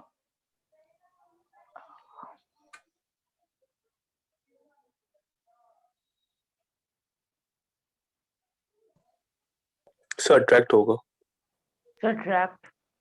क्यों? No effect. सर वो क्या आप होगा? बता दो, वो पेन वाला केस, पेन हम्म, को रब करके अगर देखो क्या हो, जैसे कि यहाँ पे अगर हम मान लेते हैं कि हमारे पास एक कोई पॉजिटिव चार्ज है, ये हम बॉडी की बात कर रहे हैं, न्यूट्रल है, ठीक है, न्यूट्रल है, कंडक्टर है, तो इधर निगेटिव चार्ज आएगा और इधर पॉजिटिव चार्ज आएगा। यहाँ पे हमें दिख रहा है कि अगर हम पॉजिटिव ले रखे हैं तो यहाँ पे हमें दिख रहा है कि ये अट्रैक्शन होगा और इन दोनों के बीच में रिपल्सन होगा, ठीक है। तो हम आगे चल के देखते भी हैं कि जो चार्जेस के बीच में अट्रैक्शन रिपल्सन होता है वो दूरी पे भी डिपेंड करेगा, जितना ज्यादा दूर उतना कम फोर्सेस। तो यहाँ ओवरऑल हमें क्या दिखेगा? अट्रैक्शन, ठीक है, क्योंकि एक्सटेंड किसका ज्यादा है? अट्रैक्शन का ज्यादा होगा एज कम्पेयर टू रिपल्सन, क्योंकि यहाँ पे इंड्यूस चार्ज और यहाँ पे चार्ज सेम है, ये चार्ज तो पहले से जितना था उतना ही है, तो अट्रैक्शन जो है ज्यादा है एज कम्पेयर टू रिपल्सन, इसलिए हमारा आंसर क्या होगा? अट्रैक्शन। क्लियर है? किसी को दिक्कत? और इसको ऐसा हाँ, भी तो मान सकते थे, जिधर नेगेटिव चार्ज है उधर पॉजिटिव रहता है पहले से, तो रिपल्सन हो जाता। मतलब नहीं समझे। सर जैसे इसको लेफ्ट साइड में रखे ना चार्ज पार्टिकल को, यहाँ पे पॉजिटिव और इधर पॉजिटिव हाँ तब रिपल्सन हो जाता ना। होता सर तो ये तो पहले से न्यूट्रल है, ये बॉडी हाँ न्यूट्रल है, यहाँ पे प्लस चार्ज रखे हैं, यस सर। तो इसका जो इलेक्ट्रॉन है वो इसकी तरफ भाग क्या रहा है, तब ना यहाँ निगेटिव हो रहा है। हाँ सर, पर इलेक्ट्रॉन के साथ वहां पे पहले से प्रोटॉन भी तो होगा ना। प्रोटॉन कहाँ होगा? न्यूक्लियस में होगा, हाँ और उस प्रोटॉन को एक इलेक्ट्रॉन पहले से न्यूट्रलाइज करा होगा, हाँ ठीक है, तो न्यूट्रल हो गया, जो बचा ये इलेक्ट्रॉन बचा, और ये इलेक्ट्रॉन इधर से भागा है, तो जहां से भागा है वहां निगेटिव चार्ज आया होगा, हाँ पॉजिटिव चार्ज। पॉजिटिव आएगा ना सर वहां पे। हाँ, ठीक है, तो इसीलिए हम ऐसा बार बार बना रहे हैं कि अगर पॉजिटिव है तो नेगेटिव चार्ज इधर भाग के आ रहा है। क्लियर है? So yes sir. एक सो चीज और, हाँ, सो पेन पेपर वाला केस में सर वो पेपर तो इंसुलेटर है, वहां पे अट्रैक्शन फिर कैसे हो जा रहा? पेपर इंसुलेटर है कैसे? सो उसके उसमें पास भी फ्री तो इलेक्ट्रॉन है, इलेक्ट्रॉन्स, कंडक्ट नहीं कर सकता सर। उसमें भी इलेक्ट्रॉन्स फ्री में पाए जाते हैं, ठीक है। इंसुलेटर उतना परफेक्ट इंसुलेटर नहीं, ज्यादा नहीं है, लेकिन है, ठीक है, तो यस वहां भी यही इफेक्ट होता है। तो यहाँ पे नोट करके एक चीज याद रखना है, क्या हमें क्या दिख रहा है कि प्लस, बॉडी की बात कर रहे हैं, पॉइंट चार्जेस की बात नहीं कर रहे हैं, ठीक है, हम बॉडीज, ठीक है, बॉडीज है यानी कंडक्टर हो, नॉट पॉइंट चार्ज।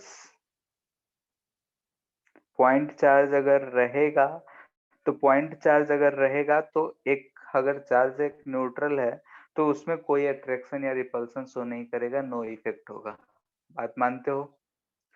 दो पॉइंट चार्ज, एक पॉइंट चार्ज है, एक यस पॉइंट मास है, तो उन दोनों के बीच में कोई इफेक्ट होगा अगर एक पे चार्ज है और एक मास चार्जलेस है? तो नहीं होगा, क्योंकि उसमें जगह ही नहीं है कि इलेक्ट्रॉन और प्रोटॉन जो है क्या कर सके, ऐसे अरेंज करके इंड्यूस हो सके, ठीक है।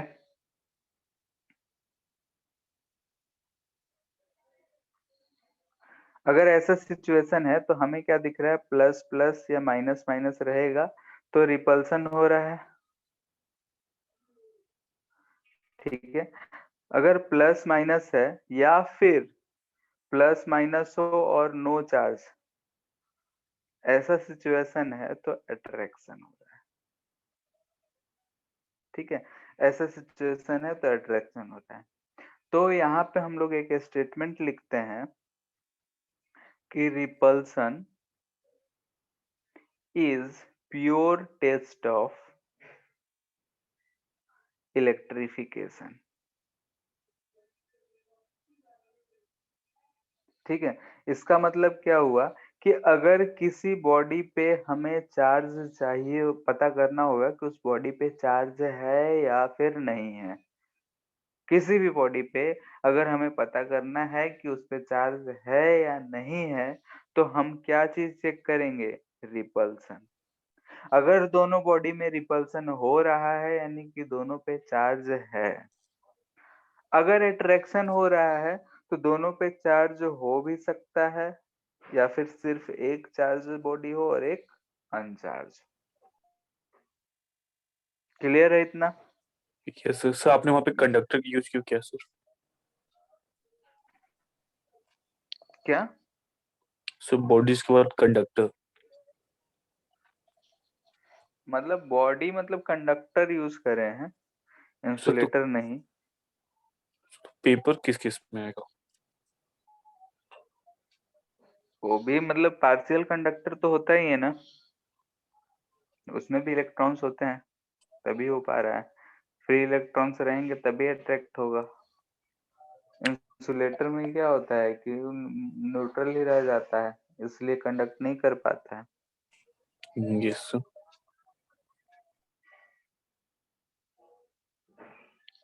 ठीक है, यानी कि अगर एक चार्ज दूसरे चार्ज को अट्रैक्ट करता है तो हम ये नहीं कह सकते हैं कि उस पे चार्ज होगा ही, हो सकता है नहीं भी हो सकता है। क्लियर है? Yes sir. ठीक है, तो एक क्वेश्चन है, करो। 5 जो सर है स्टाइरोफॉर्म। हाँ सर थोड़ा ऊपर कीजिए ना, वो पॉइंट लिखना था। Yes sir. हो गया। यस।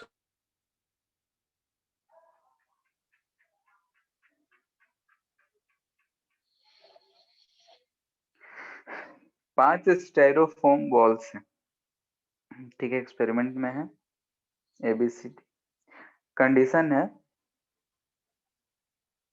एक्सपेरिमेंट करें हम तो कंडीशन हमें मिल रहा है कि ए जो है रिपेल्स सी, ठीक है। बॉल ए जो है repel C and attract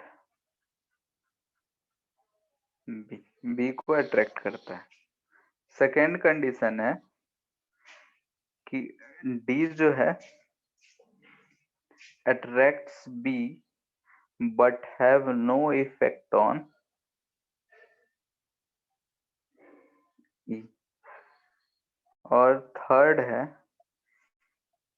a negative charged rod attracts A and E both, ठीक है। then find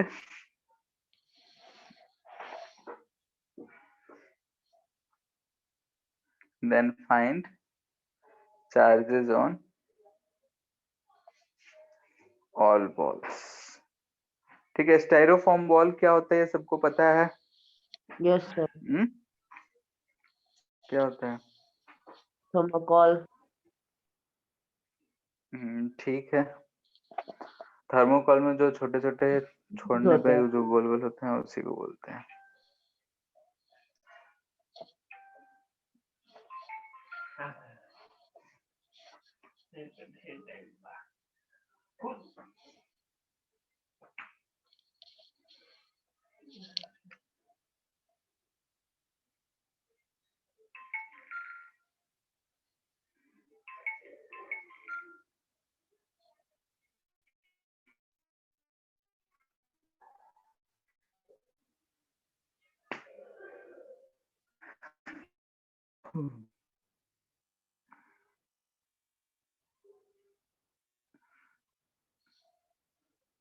हो गया?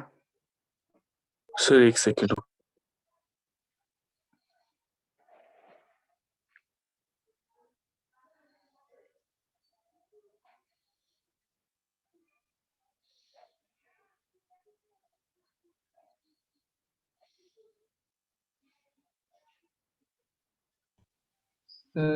यस ए और C positive. Positive, B negative और डी न्यूट्रल।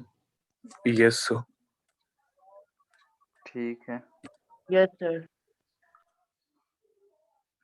ए बी सी डी ई है, ठीक है।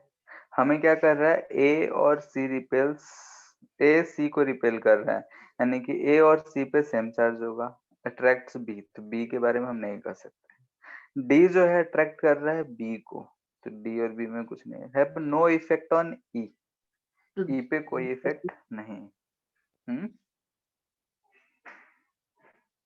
लो, यस सर।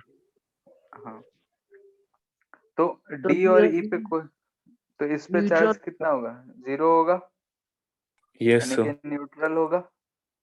और डी और बी जो है अट्रैक्ट कर रहा है, यानी कि अब तो हमें पता चल गया कि ए बी सी पे चार्ज होगा और ए सी पे सेम होगा और बी पे अलग होगा। तो यहाँ बोल रहे हैं निगेटिव रॉड ए को अट्रैक्ट कर रहा है, यानी कि इस पे पॉजिटिव होगा तो इस पे भी पॉजिटिव, और इस पे क्या होगा, नेगेटिव।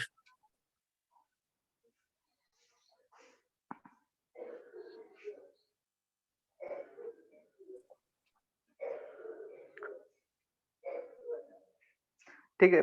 क्वेश्चन है ऐसे तो हम लोग बिना बोल दिए, रॉड का भी फाइंड कर हाँ सकते थे। नहीं, फिर ए सी और बी में कंट्रडिक्शन रह ही जाता।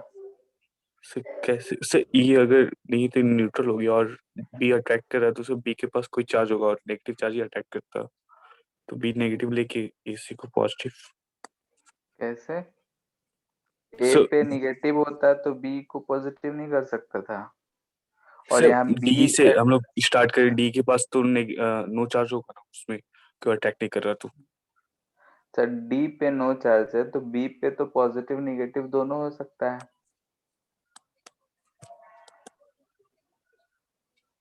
बोलो, ये दोनों पे सेम चार्ज तो हम जान जाएंगे, इस पे अपोजिट है, लेकिन बी पे निगेटिव ही है, कैसे कहेंगे, पॉजिटिव भी तो हो सकता था।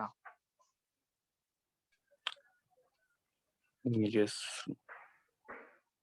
ठीक है, सवाल सुनो। कह रहा है कि चार्ज जो है कंजर्वेटिव इन नेचर होता है, does it true for mass, क्या है मास के लिए भी सही है?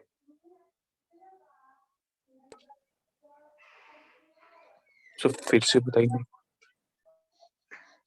Charge is conservative in nature, ये हम लोग जानते हैं। Yes sir. Does it true for mass, क्या ये मास के लिए भी सही है कि चार्ज कंजर्व, मास भी कंजर्व हो? Sir yes sir. मास को एनर्जी में तो चेंज कर सकते हैं न्यूक्लियर रिएक्टर्स में। हम्म,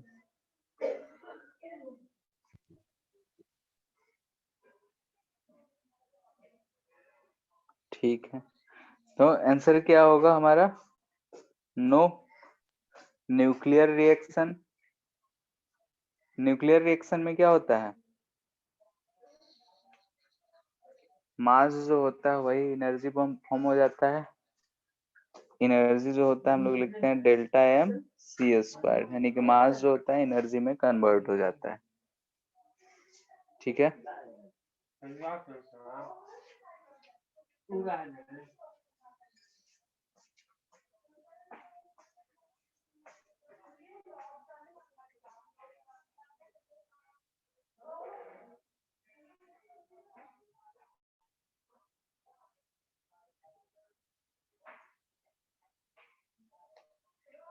बताओ दोनों में क्या क्या डिफरेंस है।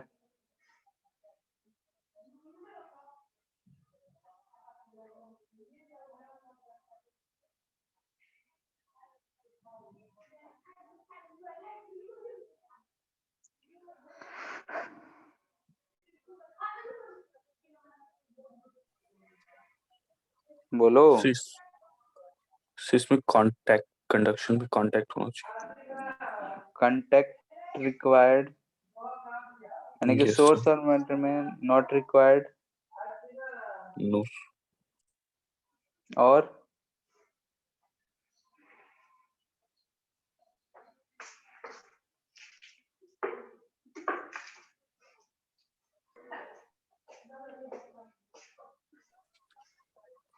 सर कंडक्शन में दोनों कंडक्टर हो सकता है। Sir no sir.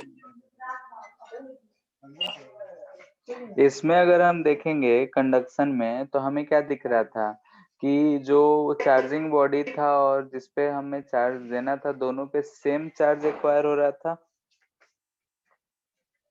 एक्वायर हो Yes, रहा sir. था Yes, sir. Edge of body. ठीक है, जो बॉडी हम लोग यूज करे the charge body,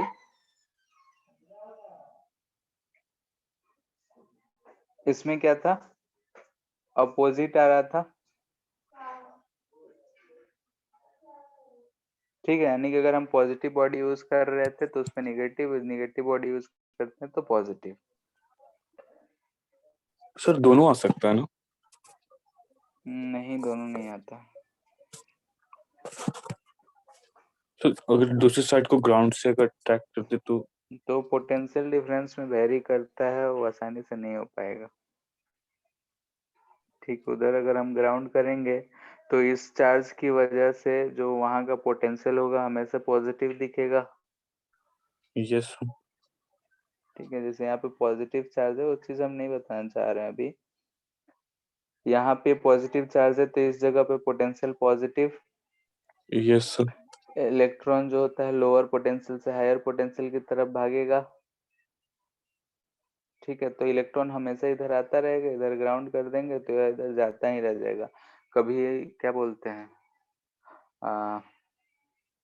equipotential surface हमें मिलेगा ही नहीं, क्या बोलते हैं, इक्वल पोटेंशियल मिलेगा ही नहीं कि हम उस पर चार्ज इकट्ठा कर पाएंगे। ठीक है, डिफिकल्ट हो जाएगा हमारे लिए।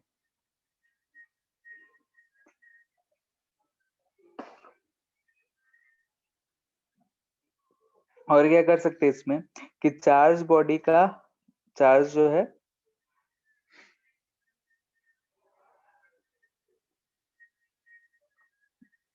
चेंज्ड, इसमें नॉट चेंज्ड, उसे हम तो टच भी नहीं कर रहे हैं।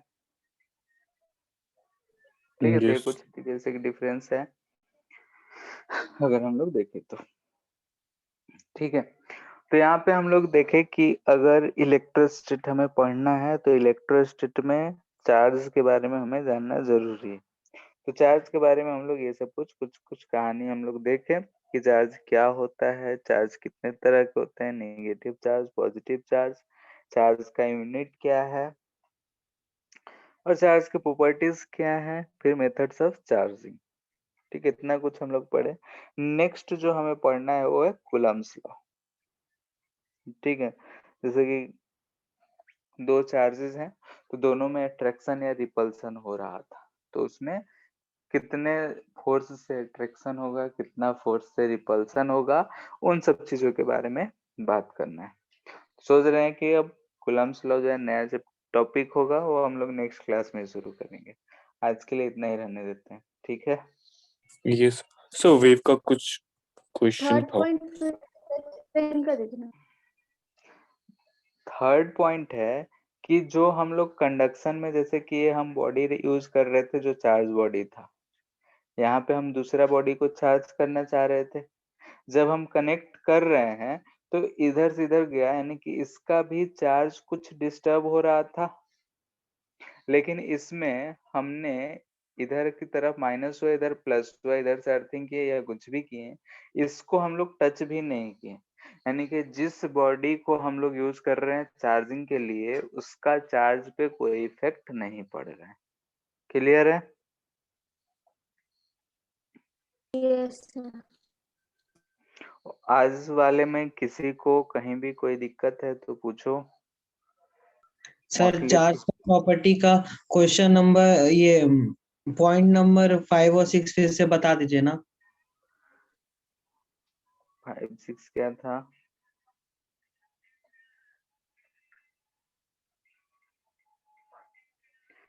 5 कह रहा है कि charge is always associated with mass, यानी कि बॉडी पे इलेक्ट्रॉन के पास मास होता है, ठीक है।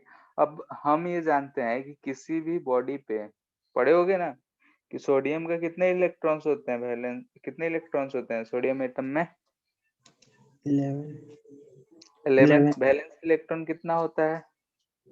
1, ठीक है। तो जो लास्ट में वैलेंस इलेक्ट्रॉन होता है वो निकाल देते हैं कि स्टेबल हो जाए। तो हमें क्या मिलता है कि अगर एक इलेक्ट्रॉन निकल गया तो Na+ लिखते हैं, हाँ सोडियम आयन बोलते हैं कि इस पे पॉजिटिव चार्ज आ गया। पॉजिटिव चार्ज कब आया? जब हमने एक इलेक्ट्रॉन को रिमूव किया। इलेक्ट्रॉन के पास मास होता है, ठीक यस है। सर। तो अगर इलेक्ट्रॉन के पास मास होता है, हमने उसे रिमूव किया है, तो ऑफ कोर्स हमने कुछ मास भी हटाया है, ठीक है।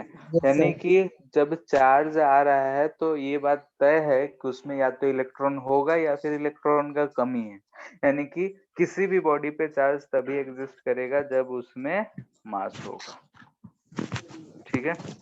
Yes sir. लास्ट लास्ट ये जो छठा पॉइंट है, इससे ज्यादा उतना हमको लेना देना नहीं है, बस ध्यान में रखना है। कहीं पूछ दिया तो, लेकिन इसका कहीं भी यूज नहीं। क्या है कि मास जो होता है वो वेलोसिटी पे डिपेंड करता है। अगर हम बहुत तेज चलेंगे तो हमारा मास जो होता है इस फॉर्मूले से वेरी करता है, ठीक है। तो यस सर। लेकिन चार्ज में ऐसा कुछ नहीं होता। अगर किसी बॉडी पे हम चार्ज देके उसको कितना भी स्पीड दे दें तो उसमें चार्ज का कोई वेरिएशन नहीं आता है। तो इसलिए हम लोग बोलते हैं चार्जेस इन जो होता है रिलेटिवली इनवेरिएंट होता है, रिलेटिविस्टिकली, ठीक है।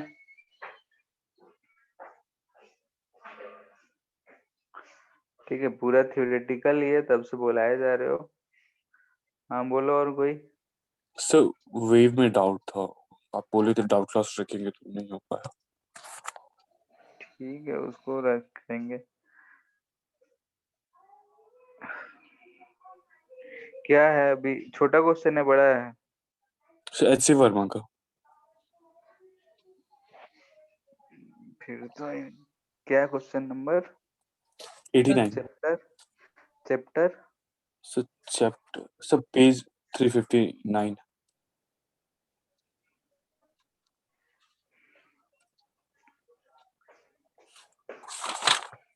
Chapter 16।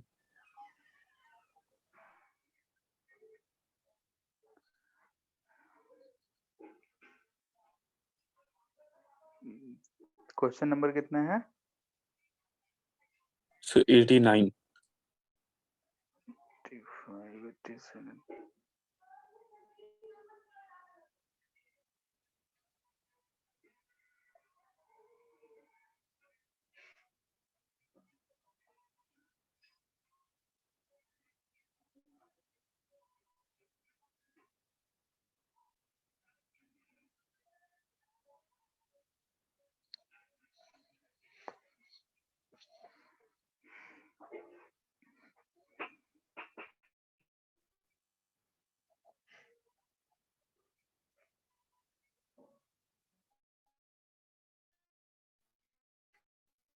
A source emitting a sound of frequency V. Distance from mass.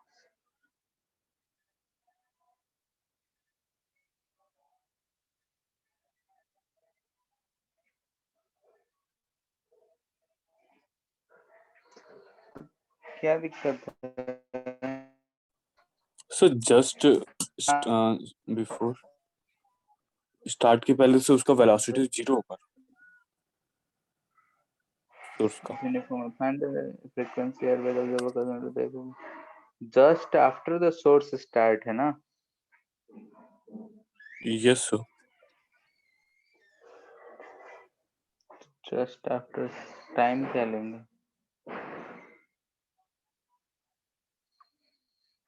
ये हमारा ऑब्जर्वर हो गया, ये सोर्स हो गया। ये रेस्ट में ही है।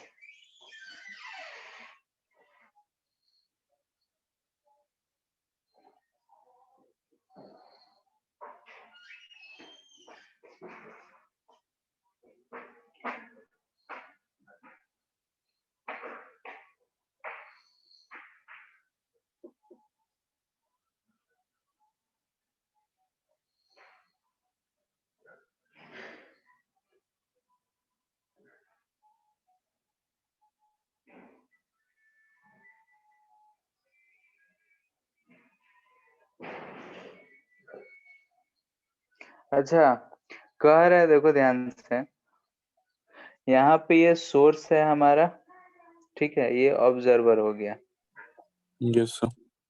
ठीक है, ये ऑब्जर्वर हो गया, ये सोर्स हो गया। मान लेते हैं कि इनिशियली बहुत दूर थे, डी दूरी पे। अब t इक्वल टू 0 पे यहाँ से एक वेव निकला, कितने स्पीड से? v स्पीड से, ठीक है। तो ये जब हमें बोल रहा है कि find the frequency heard by the observer corresponding to the wave emitted just after the source start, यानी कि जब ये सोर्स स्टार्ट हुआ है उस समय जो वेव निकला है इसके करस्पॉन्डिंग में हमें बताना है। तो ये जो वेव है हमारे पास कितने देर में आया होगा? So v by D d, by V, d by v। ठीक है, इतना टाइम t के बाद, तो इतना टाइम के करस्पॉन्डिंग में सोर्स जो है किसी स्पीड v डैश से चल रहा होगा, यस सर। और v डैश कितना आ जाएगा? इनिशियल तो 0 था, a into T, yes sir. ठीक है। तो ऐसा वेलोसिटी आएगा, उसके बाद पुट करेंगे तो t कैंसिल आउट होगा, तो हमें क्या मिल जाएगा? Frequency equal to v by sir v change minus d, कटेगा कैसे? वही d by v into F not.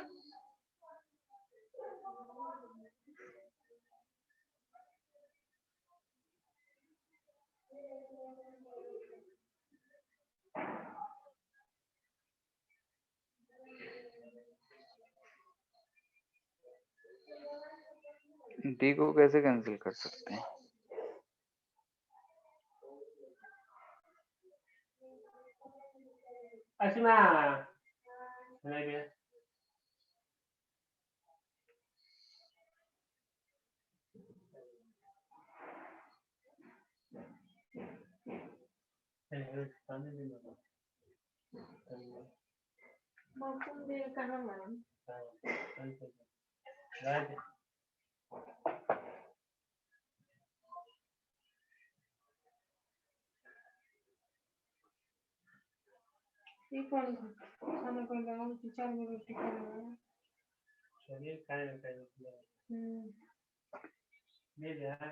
उसका तो d का कुछ तो मिल ही नहीं रहा है।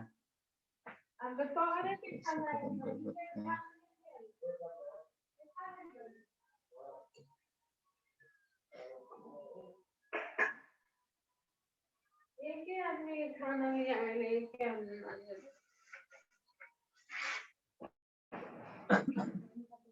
ठीक है, इसको देखेंगे बाद में, अभी समझ नहीं आ रहा। Yes sir. सब बोकारो कब आ रही? फ्रीक्वेंसी देखते हैं, अभी तो कुछ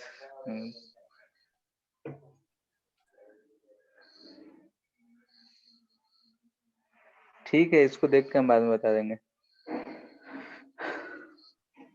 सर एक और क्वेश्चन में डाउट है क्या? सर, HCV का क्वेश्चन 31 का सी।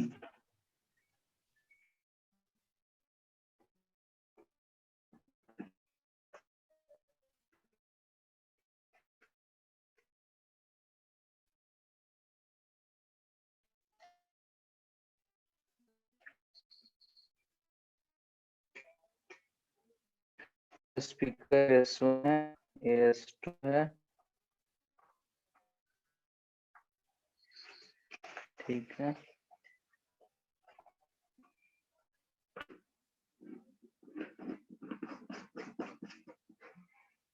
ठीक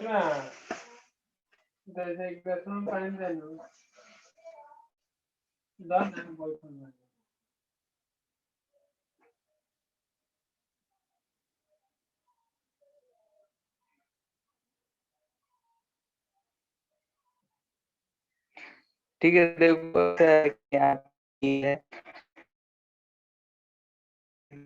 यहाँ पे आदमी है, इधर की तरफ, ठीक है। अब यहाँ पे अगर हम लोग आगे की तरफ बढ़ेंगे तो यहाँ से किसी भी y दूरी पे जाएंगे, तो ऐसा अगर हम लोग किसी दूरी पे y जाते हैं, ठीक है, तो ये y जो दूरी आता है, यहाँ पे अगर हमें मैक्सिमा चाहिए होता है तो n lambda d by D आता है, ठीक है। अगर तुम डिराइव करोगे तो ये आएगा n lambda d by D. सब स्मॉल दे रखा है, 1 metre 1 metre. Sir D large है, कैपिटल डी। कैपिटल डी बहुत लार्ज है तो यही आएगा। सॉल्व किए होगे शायद, तो फर्स्ट सेकंड में ऐसा ही कुछ मिला होगा, ठीक है। पता नहीं तो सर, यहाँ डायरेक्टली वैल्यू डाले थे। हाँ सर डायरेक्टली वैल्यू डाले थे तो फिर ऐसा कुछ मिला नहीं। ठीक है, अप्रोक्सीमेशन Variable से तो नहीं लेके किया। अगर डी और जो वेव निकल रहा है उसका वेवलेंथ अगर लेते हैं तो यही आता है, ठीक है। ये सब डेरिवेशन जो है हम लोग वेव ऑप्टिक्स में करते हैं, इसलिए यहाँ पे हम नहीं कर रहे हैं, ठीक है। डेल्टा एक्स फाइंड करना होता है, डेल्टा एक्स एन लेमडा के बराबर करेंगे तो ये चीज इक्वेशन आता है हमारा y equal to N lambda D by D. अब लेमडा के टर्म में 0 है तो यहाँ पे फिर कितना आएगा वो हम लोग लिख के रख सकते हैं। लेमडा कितना है इसमें, लेमडा का वैल्यू पता है? Sir 330 by 600। ठीक है, जो भी आएगा देख लेते हैं कैसे करना है, आराम से तुम कर सकते हो। यहाँ से S1 है, ये S2 है, ठीक है। ये मिड पॉइंट है, यहाँ से Yes. कोई भी अगर वेव गया होगा, यहाँ से जो भी गया होगा, यहाँ पे मिला होगा डेल्टा एक्स 0 होगा, यस सर। ठीक है। और अगर हम इंफिनिटी पे चले जाएं तो डेल्टा एक्स, ये जो डिस्टेंस हमें दे रखा है शायद 2 मीटर यही होगा, यस सर। यानी कि अगर हम यहाँ से ऊपर जाते हैं इंफिनिटी पे तो यहाँ डेल्टा एक्स हमें क्या आएगा, 2 मीटर, यस सर। ठीक है। तो यहाँ 0 है और यहाँ 2 मीटर है, तो 0 से लेके 2 मीटर में डेल्टा एक्स कहाँ कहाँ मैक्सिमम है वो हमें पता करना है, तो लेमडा फिर भी चाहिए था। सर फ्रीक्वेंसी और वेलोसिटी दिया हुआ है तो लैम्डा निकल हाँ, जाएगा। यहाँ पे लेमडा होना चाहिए, डेल्टा एक्स जो होना चाहिए 2 लेमडा, डेल्टा एक्स 3 लेमडा, ऐसे ही मैक्सिमम मिलेगा हमें एन लेमडा पे। तो लेमडा जो वैल्यू है वो कितना है, फ्रीक्वेंसी और वॉल्यूम दे रखा है, तो वी बाई एफ से निकाल सकते हैं। Yes sir. तो ये वैल्यू कितना आ रहा है लगभग 11 बाई 20, 11 0.5 बाई 20, 0.5 इतना आ रहा है, ठीक है। 0.55 कुछ 0.55। ठीक है, जो भी आ रहा है, तो 0.55 आ रहा है लेमडा। तो यस हमें सर। कितना मैक्सिमम मिलेगा ऊपर, ये आराम से गिन लो कितना मिलेगा। 0 पे है पहला, यहाँ से ऊपर हमें गिनना है, तो एक मिलेगा कितना 0.55 पे, फिर दूसरा कितना मिलेगा 1 1.1, 1.1, फिर तीसरा कितने पे हो जाएगा 1.65। 1.65, फिर ये जो है 2 से ज्यादा हो जा रहा है, 4 टाइम्स में 2 से ज्यादा हो जा रहा है, यानी कि 2 वाला तो हमारा मैक्सिमा है नहीं, तो टोटल कितना मिल रहा है 1 2 3। Yes sir. क्लियर है? Yes sir. Delta x find करना है, यहाँ पे 0 है, मैक्सिमम इतना हो सकता है, उसके बीच में कितना है वो फाइंड करना है।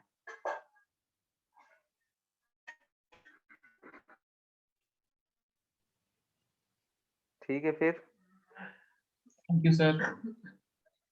Thank you sir. सर हाँ सबको एक साथ थैंक यू।